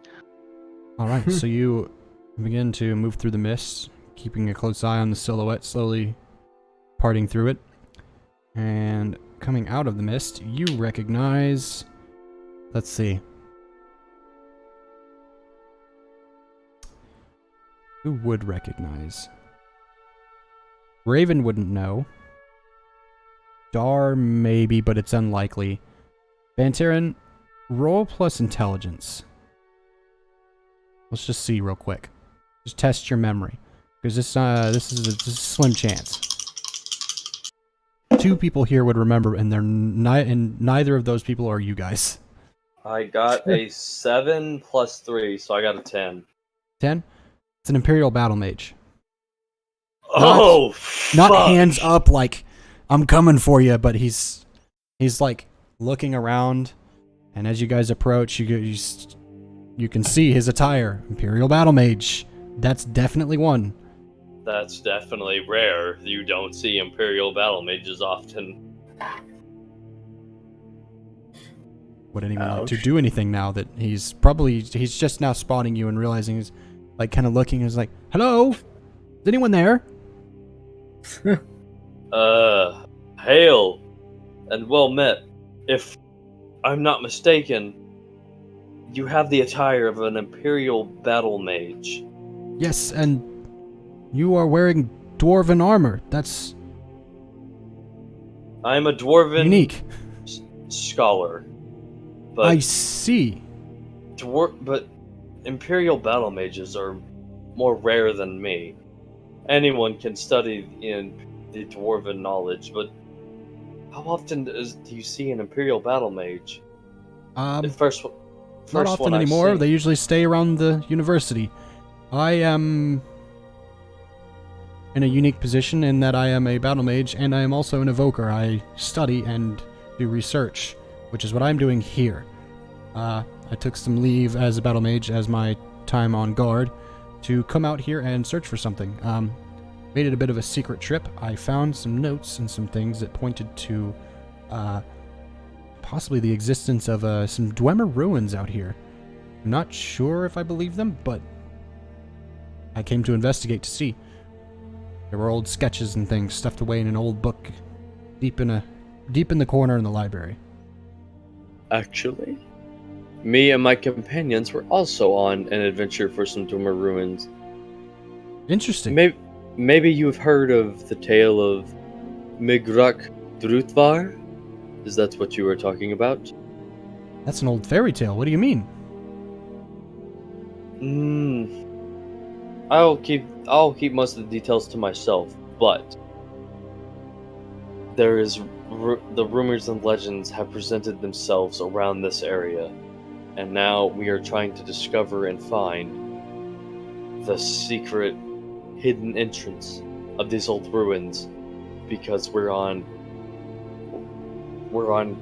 groundbreaking work that we believe we can find these ancient ruins.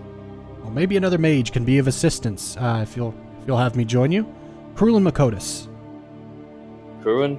Krulin, Crulin for the player. Makotis, Tus at the end, not an is. Maccotus. Krulin Makotis, evoker and battle mage. And who are you all? None of you are familiar to me.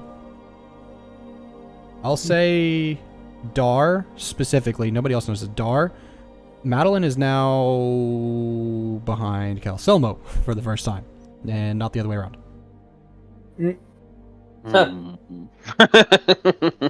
Noticeably is like... trying to hide behind Kelsomo. Yeah, she's kind of doing... She does not want to be seen by this individual. Yes. Is there any way to discern a look on her face? Also, to see if she's scared or just worried or... You asked, so you can roll a discern realities. And that is... roll plus 2d6 wisdom? plus your wisdom, yeah. 2d6 plus your wisdom, and you get to ask some questions from the list. I also will tell you... I'll also tell you that whenever you do roll and succeed, you can ask your questions, but also you explain to me exactly what you mean. You're not completely restricted just to the questions. So you get to give me context and stuff. Like, I got a 5. I got a 5. She is nervous for some reason. She's nervous. No idea. Would anyone else like to do anything? He basically introduced himself and is asking you guys who you are. Vantron will introduce themselves. I am Vantaron Virale. We are on an expedition to find ruins, as I told you. We have a renowned scholar, Tal Salmo, and then 3 other members of our party. We have Dar. Raven. He tries to point out Raven, but he's not there, and there's just a raven sitting on Dar's shoulder. So he figures that he's just pointing out the raven on the shoulder. He's just... It's kind of one of those where he kind of like looks. He looks at you, Banter, and then he looks at Dar, knowing very clearly that it's like, okay, Dar, and he kind of looks at the raven. He goes, looks at your hand, Banter, and looks back at the raven. And goes, ah, I see. We got Raven. He may or may not know exactly what you mean, but he's on board with something. The Raven named Raven. And then Madeline. That is our group for now. If you wish to acquaint yourself, you may. But right now we are on an important mission and discovery. So Madeline just kind of is like, Madeline, Daniel. She just kind of puts her head down. He's kind of in the back. Yeah, but Bantam's not going to try to draw attention to her. He's like, we are still on our important mission, and if you wish to join us, you may. It would be helpful to have another member for our group to tackle on these ruins if we may find them. That is all I wish for is Well, I would be glad to better join. protection. Let's go find some ruins. Sounds good to me. Any objections? Kelsamo? Dar? No. I have none at all. I Madeline? would welcome an Imperial Battle Mage. It might be quite useful against some of the Dwemer traps and things that they like to lay. As well as certain knowledges of their magics and use of soul gems and so on and so forth. I welcome. Then Pantron looks at Madeline just like, Madeline, any objection? Yeah, fuck off. Just, it's alright. Okay. Dar, I would assume you're good. Yes. Raven? Call. Yes. That's what I'm imagining you sound like when you speak. Yes. I know, that's He's like a Raven, and the Raven just in like a burly voice, just screw you. very, very parody. All right. I guess we will. Checks out. Yeah. I guess it is 12:10. It is 10 minutes past our latest game that we've ever played. Yeah. So I will say we will call it there. With Krul and Makotis now joining you, the strange Imperial Battle Mage out of the mist.